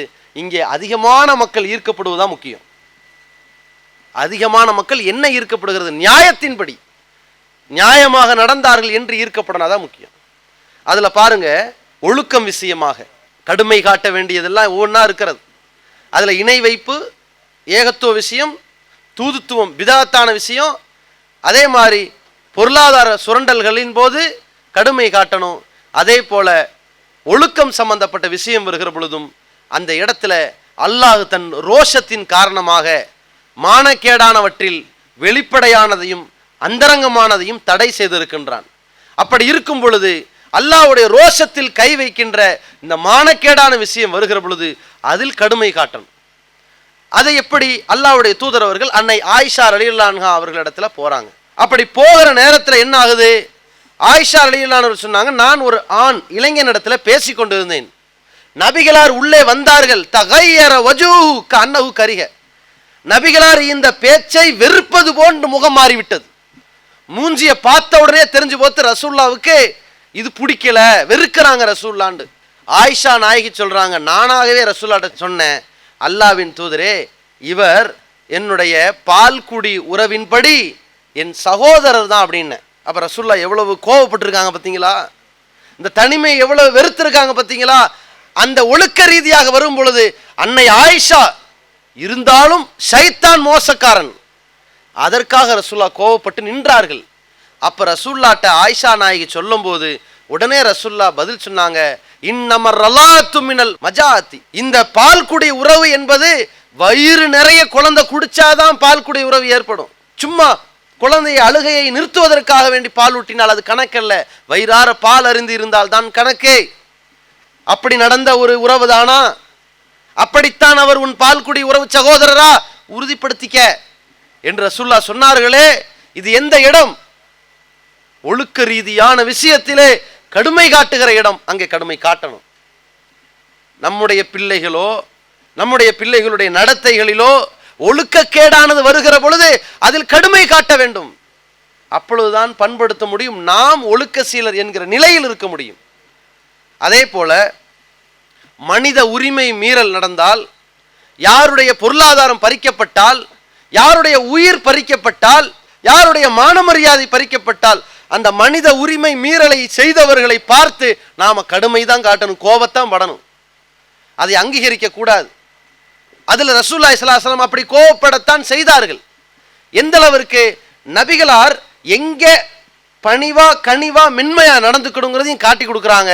எந்த இடத்துல கோபமாக கடிந்து கொள்ள வேண்டும் என்பதையும் காட்டி கொடுக்குறாங்க. பாருங்க, மார்க்கத்தை அறியாத நிலையில, மார்க்க சட்டங்களை தெரியாத நிலையில மக்கள் இருக்கிறாங்களே, அவர்களுக்கு நீங்கள் மார்க்கத்தை போதிக்கிற பொழுது கனிவாதான் நடக்கணும். இதை ஒரு அடிப்படையா புரிஞ்சுக்கணும். அதே நேரத்தில் ஏகத்துவம், பிதாத்து, மனித உரிமை மீறல், பொருளாதாரம், ஒழுக்கக்கேடு, நீதம் அநீதம், சமநீதி, தீர்ப்பு, இந்த 6 விஷயங்களை தவிர மற்ற எந்த விஷயத்துல தப்பு நடந்தாலும் சரிங்க, அவர்கள்ட்ட நளினமா நடங்க. இதுதான் மார்க்கம் சொல்லி கொடுத்த வழிமுறை. இதை மனசுல வச்சுக்கணும். இப்போ அல்லாஹ்வுடைய தூதர் அவர்கள்ட்ட ஒரு சம்பவம் நடக்கிறது. முஆவியா ரலியல்லாஹு அன்ஹு வராங்க, தொழுகையில கலந்துக்கிறாங்க. அப்படி தொழுகையில கலந்திருக்கும் போது ஒருத்தர் தும்மிட்டார், அல்ஹம்துலில்லாஹ்னு சொல்லிட்டார். முஆவியா என்ன செஞ்சாரு? அவர் புதுசா இஸ்லாத்தை ஏத்துக்கிட்டவர். இரஹமுக்கல்லாண்டார். மக்கள்லாம் விறுவிறுன்னு பார்க்குறாங்க அவர் முகத்தை. தொழுகை நடந்துக்கிட்டு இருக்கு, அல்ஹம்துலில்லாஹ் இரஹமுக்கல்லா பதில் சொல்லிட்டு இருக்காரு இவர் அப்படிங்கிற பார்வையில் பார்த்துட்டாங்க. முஆவியா என்ன செய்கிறாரு, ஆஹா எல்லாரும் பார்க்குறாங்களே, நம்ம இன்னைக்கு கொஞ்சம் அமைதியாகவே இருந்துடும், ஏதோ தப்பு நடந்து போச்சுன்னு நினைக்கணும். அவர் பாரு, நாசமாக போச்சு, நாசமாக போச்சு, நம்ம என்ன பண்ணோம், ஏன் எல்லாரும் இப்படி பார்க்குறாங்கன்னா பேச ஆரம்பிச்சிட்டாரு. இப்படி பேச ஆரம்பித்த உடனே மக்கள் என்ன பண்ணிட்டாங்க, அவர் பேசுறது தப்புங்கிறத உணர்த்துறதுக்காக வேண்டி வேகமாக தன்னுடைய தொடையில் இப்படி தட்ட ஆரம்பிச்சிட்டாங்க. எல்லாரும் சேர்ந்து பார்க்குறாரு, பயந்துட்டாரு, என்னடா பொசுக்குன்னு எல்லாரும் தட்டுறாங்களே, என்ன நடந்துச்சோ, ரசூலா என்ன பண்ண போகிறாங்களோ தெரியல. ரசூலுல்லாஹி ஸல்லல்லாஹு அலைஹி வஸல்லம் தொழுகை முடிச்சு கூப்பிட்டு முஆவியா ரலியல்லாஹு இடத்துல விளக்குறாங்க. முஆவியா ரலியல்லாஹு சொல்கிறாங்க, என் வாழ்நாளில் நபிகளாரை போன்ற ஒரு சிறந்த ஆசிரியரை நான் பார்த்ததே கிடையாது. ரசூலுல்லாஹ் சொன்னாங்க, இது தொழுகை. இந்த தொழுகை என்பது குர்ஆனை ஓதுவதற்குரிய இடம், அல்லாஹுவை புகழ்வதற்குரிய இடம். இந்த இடத்துல நீ இதை பதில் சொல்லாத அப்படின்னு சொல்லிட்டு முடிச்சிடுறாங்க. இதில் கனிவாக நடந்துக்கிட்டாங்கல்ல. பிறகு இந்த சம்பவம் தொடர்கிறது. முஆவியா ரலியல்லாஹு பல்வேறு விஷயங்களை ரசூலுல்லாஹ்ட்ட சொல்கிறாங்க, அல்லாஹ்வின் தூதரே, நான் இப்போ தான் ஜாஹிலியத்திலிருந்து அறியாமை காலத்திலேருந்து இஸ்லாத்துக்கு வந்திருக்கேங்க. எனக்கு சில ஆடுகள் மந்தைகளாக இருக்குது. அந்த ஆட்டு மந்தையை மேய்க்கின்ற ஒரு அடிமை பெண், அவள் ஆடு மேய்ச்சிக்கிட்டு இருக்கும்போது ஒரு ஆடு காணாமல் போச்சு, ஓனாய் எடுத்துருச்சு. நான் கோபத்தில் என்னுடைய அடிமை பெண்ணை ஓங்கி கன்னத்தில் அரைஞ்சிட்டேன் என்று சொன்னதான் மாத்திரம் நபிகளார் கடும் கோவப்பட்டாங்க, கடுமையாக பேச ஆரம்பிச்சிட்டாங்க, கடுமையாக என்னை திட்டினார்கள். அதற்கு பிறகு நான் என்ன செஞ்சேன், அந்த பெண்ணை கூட்டிகிட்டு வந்து ரசூலாட்ட விடுறேன், அவள் இஸ்லாத்தை பற்றி கொஞ்சம் தெரிஞ்சிருக்கிறான்னு சொல்லி ரசூலாட்ட விட்டேன். ரசூலா என்ன செஞ்சாங்க, கேட்டாங்க, ஐன் அல்லாஹ், அல்லாஹ் எங்கே இருக்கிறான்னு கேட்டாங்க. அந்த அடிமை பெண் சொன்னால் வானத்தில் இருக்கிறான் அப்படின்னு சொல்லி. நான் யார் தெரியுமா, நீங்கள் அல்லாஹ்வின் தூதர் அப்படின்னாங்க. நபிகளார் தெளிவடைஞ்சிட்டாங்க, இன்னஹா முஸ்லிமா, இந்த பெண் இஸ்லாத்துக்கு வந்துட்டாப்பா, இஸ்லாத்தை விளங்கி இருக்கிறா அப்படின்ட்டாங்க. உடனே முஆவியா என்ன செய்கிறாரு, விடுதலை பண்ணிட்டார். ஏன் தெரியுமா, இது மனித உரிமை மீறல். அடிமைகள் என்று வந்தாலும் அவர்களின் கன்னங்களில் அரைகிற செயல் இருக்கிறதே ரசூலுல்லாஹ் அங்கீகரிக்கல. இது மாதிரியான உரிமை மீறல் வரும்போது ரசூலுல்லாஹ் ஏற்றுக்க மாட்டாங்க. அதே மாதிரி பாருங்க, ஒரு கட்டத்தில் உசாமா ரலியல்லாஹு அவர்கள் போர்க்களத்தில் இருக்கிறாங்க.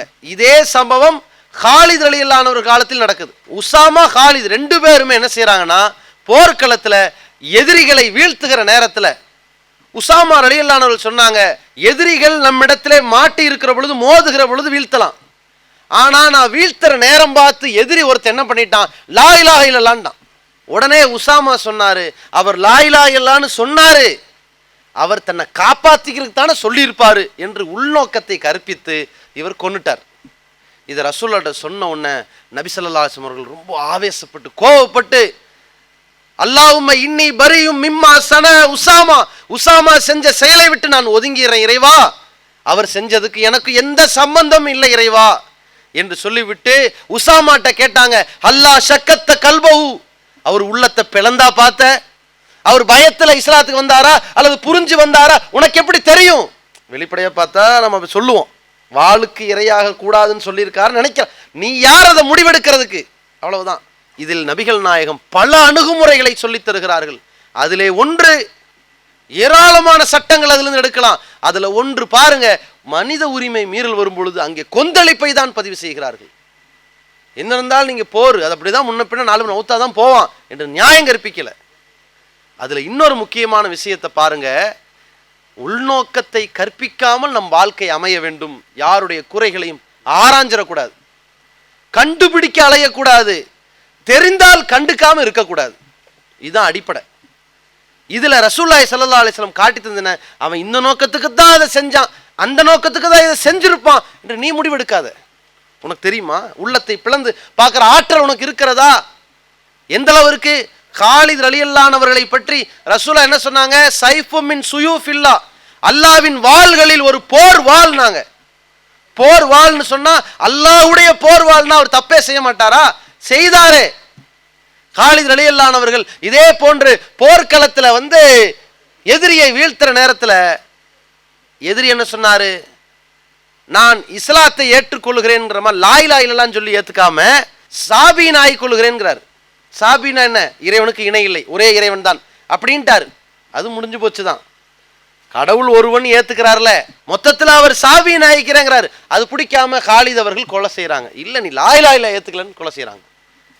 இதை ரசூலுல்லா கண்டிச்சார்களே, இந்த காலித் செய்துக்கும் எனக்கும் எந்த சம்பந்தம் இல்லை இறைவா என்று கையேந்தினார்களே.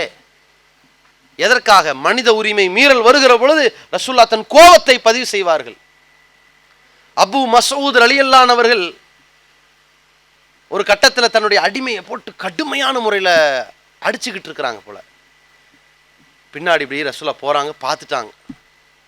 அபு மசூதே, அதிகாரம் இருக்கிறது என்று செய்கிறாயா? உனக்கு மேலே அதிகாரம் உள்ளவன் ஒருவன் இருக்கிறான், பயந்து கொள் அப்படின்னு போயிட்டாங்க. ரசூல் கோவம் வந்துச்சு ரசூலுல்லாவுக்கு, அப்படி கடந்து போயிட்டாங்க. அபு மசூத் யார் இந்த அளவுக்கு திட்டுறான்னு திரும்பி பார்க்குறாங்க. ரசூலுல்லாஹ் சொல்லிட்டு போயிருக்காங்க. அதோட இந்தாமா நீ போயிரு, விடுதலை பண்ணிட்டார். அடிமையை விடுதலை செய்வது பெரிய காரியம், அந்த விடுதலையை செஞ்சிட்டார். ஏன்? குற்ற உணர்ச்சி தாங்க முடியல. அந்த அளவிற்கு மனித உரிமை மீறல் என்று வரும்பொழுது ரசூலுல்லாஹ் கோபப்படுவார்கள். அதுதான் மக்களுடைய உணர்வுகளை வென்றெடுக்கும். இன்றைக்கு நம்ம நாட்டில் நமக்கு எதிராக நடத்தப்படுகின்ற பல்வேறு வகையான அநியாயங்கள், அடக்குமுறைகள், அத்துமீறல்கள், அங்கே நம்ம மென்மையை காட்டுறதா? அங்கே நம்முடைய வேகத்தையும் நம்முடைய ஆவேசத்தையும் தான் பதிவு செய்யணும். இது ஒரு வழிமுறை. அதே போல நபி ஸல்லல்லாஹு அலைஹி வஸல்லம் அவர்கள் தீர்ப்பு வழங்குற நேரத்தில் நீதம் அநீதம்னு வராங்களே, அந்த சந்தர்ப்பத்தில் என்ன கடைபிடிக்கிறார்கள்? ஒரு திருட்டு குற்றத்திற்கு ஆளான ஒரு பெண்மணிக்காக வேண்டி பரிந்துரை பேச வருகிறது. அவரை விட்டுறலாமே, மன்னிச்சிடலாமே என்று அங்க ஆவேசப்பட்டாங்க ரசூலுல்லாஹ். ஏன்? வலியவனுக்கு ஒண்ணு எளியவனுக்கு ஒண்ணு என்பதால் தான் முன் சென்ற சமுதாயம் அழிஞ்சு போச்சு. பாரபட்சமான தீர்ப்பை நான் வழங்க மாட்டேன் என்று ரசூலுல்லாஹி ஸல்லல்லாஹு அலைஹி வஸல்லம் அவர்கள் அந்த சபையில நீதிக்காக வேண்டி கோபப்பட்டார்களே, அங்கே கோபப்படத்தான் வேண்டும், அங்கே இந்த பண்புகளை வெளிப்படுத்தத்தான் வேண்டும். அதே போல இதை தவிர மற்ற எல்லா இடங்களிலும் அமைதியையும் மென்மையையும் கண்ணியத்தையும் நளினத்தையும் கவனமாக பயன்படுத்தி கொள்ள வேண்டும். ஆவேசப்படக்கூடாது, ஆத்திரப்படக்கூடாது, எரிஞ்சு விழக்கூடாது, சிடுசிடுன்னு விழுந்துடக்கூடாது. எந்த அளவிற்கு நிறைய சம்பவங்களை சொல்லலாம். நபி ஸல்லல்லாஹு அலைஹி வஸல்லம் ஒரு ஆட்சி தலைவர், வல்லரசு நாட்டின் அதிபதி. அவருக்கு முன்னாடி சாப்பிட்ற இடத்துல உமர் பின் அபி சலமாங்கிற சின்ன பையன் அவர் பக்கத்தில் உட்காந்துட்டார். 2 கையை வச்சுட்டு தட்டில் உழப்பிக்கிட்டு இருக்கார். அப்போ ரசூல் என்ன செய்கிறாங்க? சிறுவனே, பிஸ்மில்லா சொல்லி சாப்பிடு, வலது கையால் சாப்பிடு, உன் பக்கத்துலேருந்து சாப்பிடு, இப்படி தான் சொல்கிறாங்க. அந்த சஹாபி சொல்கிறாங்க, என் வாழ்நாளில் ஒரே ஒரு முறை அதை கேட்டேன், என் வாழ்நாளில் ஒரு முறை கூட நபிகளாருக்கு மாற்றமாக நான் சாப்பிட்டது கிடையாதுன்ட்டார். அந்த மாற்றம் சொல்லி கொடுத்த விதம், அந்த அமைதியான அணுகுமுறை இருக்குல்ல, அது ஏற்படுத்திய மாற்றம். அது நம்ம வாழ்க்கையில் நாம் ஒரு அவசரமான உலகத்தில் வாழ்கிறோமா, நமக்கு நீண்ட நேரமான ஓய்வுகள் கிடைக்கும் போது கொஞ்சம் நிதானம் வரும். இப்போ நாம் அவசரமாக இப்போ 9 மணிக்கு வெளியே கிளம்பி ஆகணும். அந்த நேரத்தில் 8:30 மணிக்கு பார்த்து பையன் வாயில் ப்ரெஷ் இருக்கும், வேகமாக தேடா சீக்கிரம் அப்படிம்போம். ஏன்? அப்போ நான் வேகமாக இருக்கேன்னு அர்த்தம். இதில் நாம் ஏற்கனவே நிதானமாக இருந்தால் கொஞ்சம் பல்லு விளக்கிட்டு வாமா அப்படின்னு சொல்லுவோம். இப்போ அந்த நேர காலத்தை எல்லாம் நாமளே சரி செய்து கொண்டு கொஞ்சம் அந்த பணிவையும் நளினத்தையும் காட்டணும்னு வைங்க, சிறந்த ஒரு தலைமுறையை உருவாக்க முடியும். இது தாவா காலத்திலேயும் ரொம்ப முக்கியம். மார்க்க சட்டங்கள் பலதும் தெரியாமல் பல பேர் இருக்கிறார்கள். நாமெல்லாம் நினச்சிட்டோம் ஏதோ ஒரு வாட்ஸ்அப்பில் பரவிருச்சு, ஃபேஸ்புக்கில் பரவிருச்சு, 10 லட்சம் பேருக்கு போயிடுச்சு, அப்படி மட்டும் நினைக்கவே நினைக்காதீங்க. 10 லட்சம் பேருக்கு போனாலும் 10 பேர் உருப்படியாக பார்க்க மாட்டுறாங்க, அதான் விஷயம். அதை நல்லா புரிஞ்சுக்குங்க. தமிழ்நாடு தௌஹீது ஜமாத்து அனைத்து தௌஹீத் ஜமாத்தாக இருந்து அதுக்கு முன்னாடி பலதரப்பட்ட பேர்கள் இருந்து கிட்டத்தட்ட 30 ஆண்டுகளுக்கு மேலாக இறந்து போன ஜனாசாவிற்கு, அந்த ஜனாசா தொழுகிற்குள்ள இறந்து போனவர்களுக்காக ஆண்கள் தொலை வச்சது போல பெண்கள் தொலை வச்சமா இல்லையா? தொழுகை நடந்திருக்கா இல்லையா? சமீபத்தில் ஆலங்குடி அந்த ஊரில் ஒரு ஜனாசா தொழுகை நடக்குது, பின்னாடி பெண்கள் கலந்துருக்கிறாங்க. அதை ஒரு சகோதரர் 2 வாரத்துக்கு முன்னாடி பேப்பரில் உணர்வில் வந்ததை பார்த்துட்டு 1 வாரத்துக்கு முன்னாடி கேட்குறாரு, பெண்கள் ஜனாசா தொழுகையில் கலந்துக்கலாமா அப்படின்னு கேட்குறாரு. அப்போ செய்திகள் எந்த அளவுக்கு போய் சென்றடைய வேண்டுங்கிற அவசியம் புரியுதா? எவ்வளவு பேருக்கும் சென்றடையவில்லை என்று தெரிகிறதா? அப்போ பல ஆதாரங்களை சொல்கிறோம். அப்போ ஒரு அடிப்படையை புரிந்து கொள்ளுங்கள். நாம் அறியாத மக்கள் நிறைய பேர் இருக்கிறாங்க. மனிதன் எந்தெந்த நிலையில் இருக்கிறாங்கிற அந்த சூழலை நம்ம புரிஞ்சு நியாயத்தை புரியணும். ஒருத்தன் தப்பு செய்கிறான், அவன் கோபத்தில் செஞ்சுருக்கலாங்க, ஏதோ ஒரு கவலையில் திட்டிருக்கலாம், ஒரு கோபத்தில் திட்டிருக்கலாம், அல்லது ஒரு நெருக்கடியில் இருந்திருக்கலாம், அல்லது ஒரு மனவேதனையில் இருந்திருக்கலாம், அல்லது ஒரு அறியாமையில தப்பு செஞ்சிருக்கலாம். இப்படி பல ரகங்களில் மக்கள் இருப்பார்கள். ஏன்? ஆதமுடைய பிள்ளை இரவிலும் பகலிலும் தப்பு செய்யறவனா தானே இருக்கிறான். இந்த பலவீனத்தை புரிந்து கொண்டு அணுகணும்.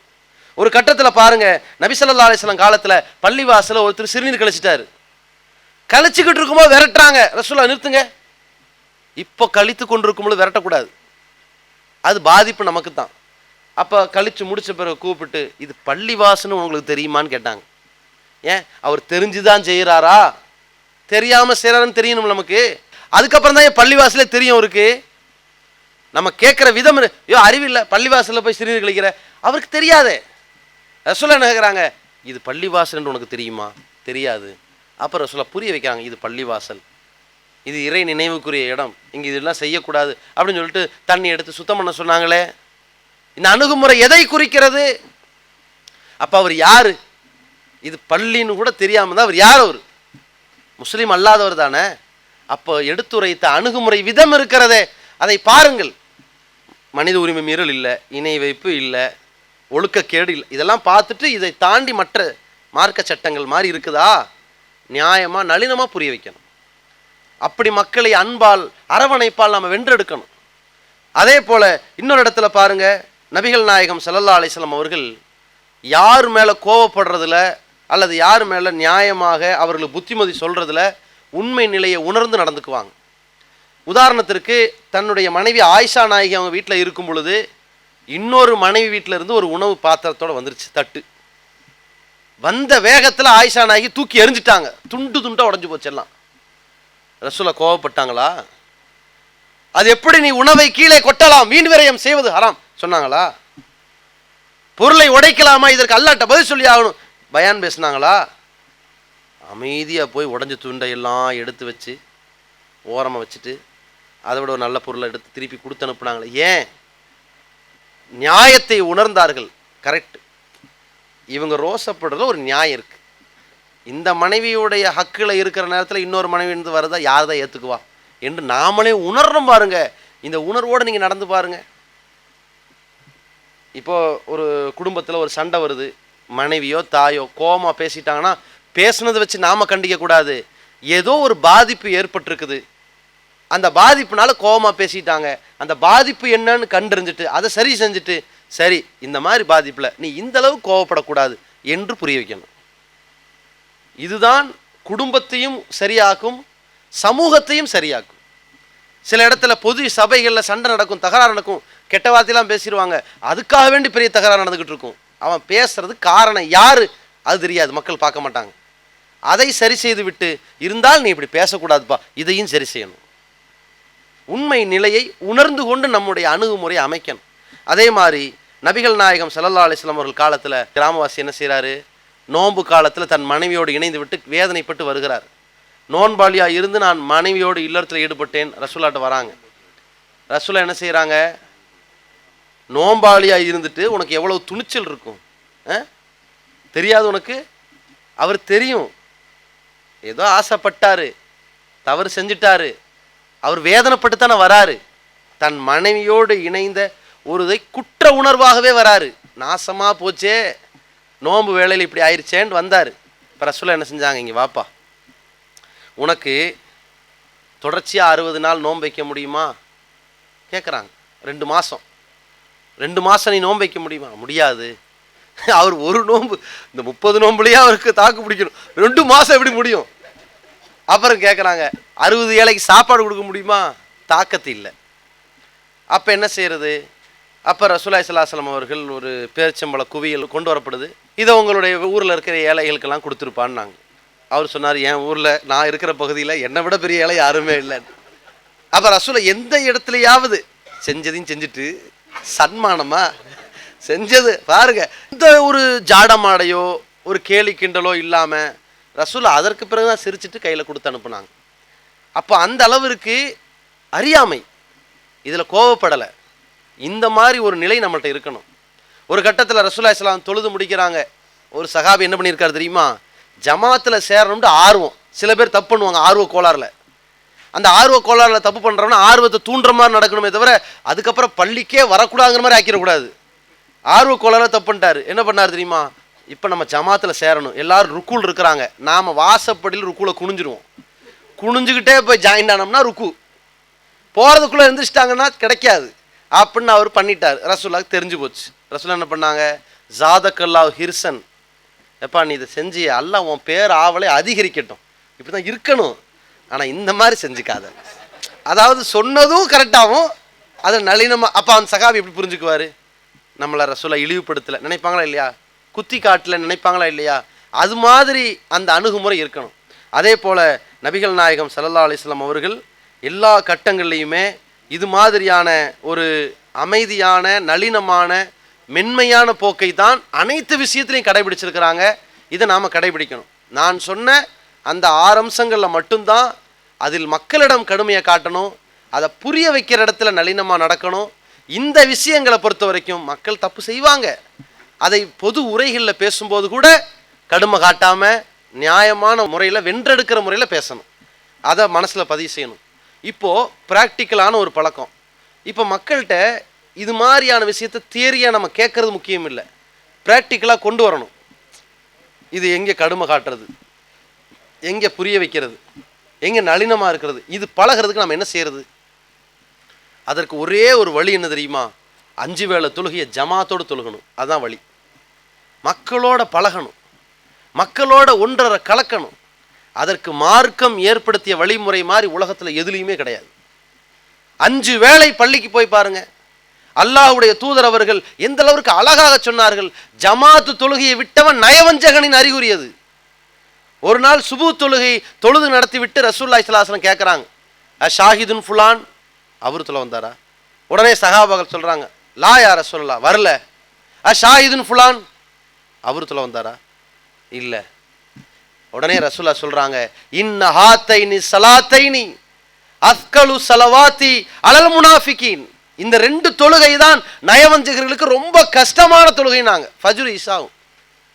எந்த அளவுக்கு சொல்கிறாங்க, நபிகள் நாயகம் ஸல்லல்லாஹு அலைஹி சொல்கிறாங்க, அதனுடைய அருமை பெருமை தெரிந்தால் தவழ்ந்தாவது வந்து விடுவீர்கள். நாங்க இன்ன சஃபல் அவ்வல், முதல் வரிசை இருக்கிறதே, க சஃபில் மலாய்க்கா, வானவர்களுடைய சஃப்னாங்க. போனோமா நம்ம பள்ளிக்கு, முதல் சப்பை போய் பிடிச்சோமா? ரசூலுல்லாஹ் அப்புறம் சொல்றாங்க, ஸலாத்து ரஜுலி மா ரஜுலி அஸ்கா மின் ஸலாத்திஹி வஹ்தா, ஒரு மனிதன் இன்னொரு மனிதனோடு தொழுவது அவர் தனியாக தொழுவதை விட சிறந்தது. ஒருத்தன் தொழுகிறதை விட 2 பேர் தொழு சிறந்தது. வ ஸலாத்து ரஜுலி மா ரஜுலைனி, ஒரு மனிதன் 2 பேரோட தொழுவது அஸ்கா மின் ஸலாத்திஹி மா ரஜுலி, அவர் ஒருவரோட தொழுவதை சிறந்தது. 1 விட 2 சிறந்தது, 2 விட 3 சிறந்தது. ஃபமா கசுர, இப்படியே எண்ணிக்கை அதிகரித்து அதிகரித்து போனால் வஹுவ அஹப்பு இலல்லாஹ், அதுதான் அல்லாஹ்வுக்கு மிகவும் விருப்பமானது என்றார்கள். இன்றைக்கு ஏகத்துவ பாதை பயணத்திலே நாம் கண்டிருக்கிற மிகப்பெரிய எழுச்சி என்ன தெரியுமா? மக்கள் பெருந்திரளாக குழும்பி இருக்கிற அந்த குர்ஆன் மாநாட்டிலே மகரிபுடைய வேளையிலும் இஷாவுடைய வேளையிலும் ஒரு திரளாக தொழுகையை நடத்தினார்களே. எண்ணிக்கை அதிகரிக்க அதிகரிக்க அல்லாஹ்வின் விருப்பத்தை பெறுகிறது. மிகவும் குறிப்பான ஒன்று என்ன தெரியுமா? நபிகளார் காட்டித்தந்த முறைப்படி தொழுகை நடக்கிறது. எண்ணிக்கை அதிகரிக்கிறது மட்டுமல்ல, அந்த தொழுகை நபிகள் காட்டித்தந்த அதே முறையில் நடத்தப்பட்ட தொழுகையாக. இதை ஒவ்வொரு மொஹல்லாவிலையும் ஜமாத்தோட தொழுகையில் நாம அரங்கேற்றணுமா? எவ்வளவு வலியுறுத்தி பேசினாங்க ரசூலுல்லாஹ். அல்லாஹ்வுடைய தூதர் ஜமாத்து தொழுகையில நடந்து வரதை வலியுறுத்துறாங்களே, செஞ்சமா? ஏங்க ஜமாத்து தொழுகையில் மக்கள் கூடுகிற பொழுது மக்களை பற்றிய அறிமுகம் கிடைக்கும், நல்லவர்களை பற்றிய அறிமுகம் கிடைக்கும். யார் வரா, யார் வந்துகிட்டே இருக்கிறா, யார் அடிக்கடி வரா, யார் எப்பவுமே வரா, எல்லாம் தெரிஞ்சு போயிடும். ஜமாத்து தொழுகை என்று வருகிற பொழுது ஏழை பணக்காரர்கள் யார் என்று தகவல்கள் தெரியும். மார்க்க சட்டங்களை பற்றிய தெளிவுகள் கிடைக்கும். நம்மை விட இயலாதவர்களுக்கு உதவி செய்யும் நிலை ஏற்படும். நோயாளிகளுக்கு நலம் நாடும் வாய்ப்பு கிடைக்கும். யார் உயிரோடு இருக்கிறார், யார் இறந்து விட்டார் என்கிற தகவல் தொடர்பு கிடைக்கும். மக்கள் அனைவரும் சமம் என்கிற மன உணர்வு ஏற்பட்டு கொண்டே இருக்கும். எந்த பகட்டு பெருமை பொறாமை ஏற்படாமல் இருக்கும். நாம் அனைவரும் அல்லாஹ்வுக்காக அரும்பணி செய்கிறோம் என்கிற இஹ்லாஸை வளர்க்கும். ஜமாத்து தொழுகை என்று வருகிற பொழுது நாம் தொடர்ச்சியாக இணைய இணைய இணைய அதை நடந்து பள்ளிவாசலுக்கு செல்கிற பொழுது அல்லாஹ்வின் தூதர் சொன்னது போல ஒரு நன்மை தட்டு கூட, ஒரு பாவம் குறைய, தகுதி கூட பாவம் குறைய என்று போய்கிட்டே இருக்கும். எல்லோரும் சமநிலை. ஒருத்தர் கார் இருக்கலாம், ஒருத்தர் பைக் இருக்கலாம், ஒருத்தர் சைக்கிள் இருக்கலாம், ஒருத்தர் நடக்கலாம். அனைவரும் நடந்து போகிறார்கள், எல்லோரும் சமநிலை. அப்துல்லா பின் உமர் அவர்களிடத்திலே ஒருவர் கேட்கிறார். தொழுது முடித்து விட்ட பிறகு குபா பள்ளியிலிருந்து திரும்புகிறார்கள், வீட்டுக்கு போகணும். அப்துல்லா பின் உமர் நடந்து போறாங்க. அவர் கேட்கிறாரு, வாங்கல நம்ம கோவேர் கழுதில் ஏறிக்கிங்களே அப்படின்னு லிஃப்ட் கொடுக்குறாரு. உடனே அப்துல்லா பின் உமர் அவர்கள் சொன்னார்கள், நான் இந்த கழுதையின் மீது ஏறி வருவதாக இருந்தால் என் வீட்டிலே இருக்குது, நான் கொண்டு வந்திருப்பனே. அல்லாவின் தூதர் பள்ளி வாசலுக்கு நடந்து வருவதைத்தான் பார்த்திருக்கிறேன், நான் நடந்து வருவதற்கு தான் ஆசைப்படுகிறேன். ஒரு அன்சாரி தோழர் ரொம்ப தூரத்திலிருந்து வராரு. அப்ப கேட்டார்கள், நீங்க ரொம்ப தூரத்திலிருந்து வக்துக்கு வந்துகிட்டு போறீங்களே, நடந்து வரீங்களே, லவ் இஸ்தரைத ஹிமார், நீங்க ஒரு கழுதையை வாங்கினீங்கன்னு சொன்னா பகலிலும் இரவிலும் அதை வைத்து பயணிக்கலாமே அப்படின்னு அந்த அன்சாரி தோழர்கிட்ட கேட்டாங்க. உடனே அந்த அன்சாரி தோழர் சொன்னார், பள்ளிவாசல் என்னுடைய வீட்டுக்கு அருகாமையில் இருப்பதை விட தூரமாக இருப்பதைத்தான் நான் விரும்புகிறேன்னார். ஏன்? தொழுகைக்கு வருவதற்காக. இன்னைக்கு நாம தொழுகை வராம இருக்கிறதுக்காக இந்த பதில சொல்லுவோம். ஏங்க தொழுகையில பார்க்க முடியல, எங்க வீடு ரொம்ப தூரமா இருக்குன்னு. சஹாபி விரும்பினது என்ன தெரியுமா? எங்க வீடு தூரமா இருக்கணும். ஏன்? நான் தொழுகைக்கு வர்றதுக்காக. நீண்ட தூரத்திலிருந்து தொழுகைக்கு வருவதை நான் விரும்புகிறேன், தொழுது முடித்து விட்டு என் குடும்பத்தின் பக்கம் திரும்புவதை நான் விரும்புகிறேன். ஒன்ன அந்த ஒவ்வொரு எட்டுக்கும் நன்மையை ரசூலா சொன்னாங்களே, அதை பார்த்து ரசூலா சொன்னாங்க, ஜமால்லாஹு லக்க தாலிக குல்லுஹு, இதனுடைய அனைத்து கூலியும் அல்லாஹ் உனக்கு ஒன்று சேர கொடுப்பானாகன்னாங்க. அது மாதிரி ஒரு இணக்கத்தை ஏற்படுத்துகிற ஜமாத்துலைக்கு வந்து பாருங்க, எல்லாரும் கரெக்டா அதை நிறைவேற்றி பார்ப்போம். அதன் மூலம் மக்களுடைய குறைகள் நம்ம கண்ணுக்கு தெரியும். எதை தட்டி கொடுக்கணும், எதை விட்டு கொடுக்கணும், எதை சொல்லி புரிய வைக்கணும், எதை கடிந்து புரிய வைக்கணும், எதை மென்மையாக புரிய வைக்கணும் என்கிற அனுபவம் கிடைக்கும். நாம் மக்களின் உள்ளத்தை வெல்வதற்கு மிகப்பெரிய ஆயுதமாக இருக்கின்ற இந்த ஜமாத் தொழுகையை நாம் பற்றி பிடிக்கணும். ஒரே ஒரு அடிப்படையை மனசில் வைத்துக் கொள்ளுங்கள். இந்த 6 அம்சம் இருக்கு இல்லையா, இதில் நாம் கோவப்படுகிற பொழுது, கடினம் காட்டுகிற பொழுது, ஸ்ட்ரிக்டாக நடக்கிற பொழுது, அதற்கு மாற்றமாக இருப்பவர்களிடத்தில் அதை அங்கீகரிக்காமல் நாம் துணிச்சலோடு இருக்கிற நேரத்தில் ஒரே ஒரு சோர்வை ஷைத்தான் ஏற்படுத்துவான். பார்த்தீங்களா, உங்கள் உறவுக்காரர் இணை வைக்கிறாருன்னு அவரை புறக்கணிக்கிறீங்களா? உறவு போச்சு பார்த்தீங்களா? உங்கள் வியாபார துறை போச்சு பார்த்தீங்களா? எத்தனை பேரை இழக்க போறீங்க என்று தூண்டிக்கொண்டே இருப்பான் ஷைத்தான். இணக்கம்ங்கிற பேர்ல நம் இடத்திலே இந்த கொள்கையை வளைவதற்கு தூண்டுவான். ஆனால் அல்லாஹ் சொல்கிறான், நீங்க யாருக்காக பிரியறீங்க, யாருக்காக கடுமை காட்டுறீங்க? அல்லாஹ்வுக்காக.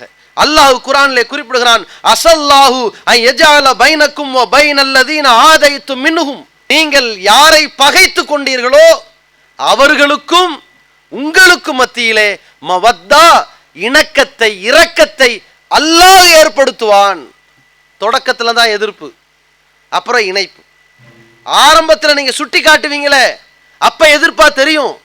ஒரு 5 வருஷம் 10 வருஷம் கழிச்சதுக்கு பிறகு என்ன இருந்தாலும் கொண்ட கொள்கையில் ஸ்ட்ராங்கா இருந்தாங்க, ஏகத்துவம்னா ஒரு நூல் பிடிச்சாப்புல கரெக்டா நடந்தாங்க, தூதுத்துவம்னா இதுதான் துல்லியமா நடந்தாங்க, ஒழுக்க விஷயத்துல ரொம்ப பிடிப்பா இருந்தாங்க, பொருளாதார விஷயத்துல நெருப்பா இருந்தாங்க, பிதாத்து அதன் வாடை கூட வரவிடாமல் காத்து கொண்டார்கள், நீதமான விஷயத்தில் நடந்துக்கிட்டாங்க.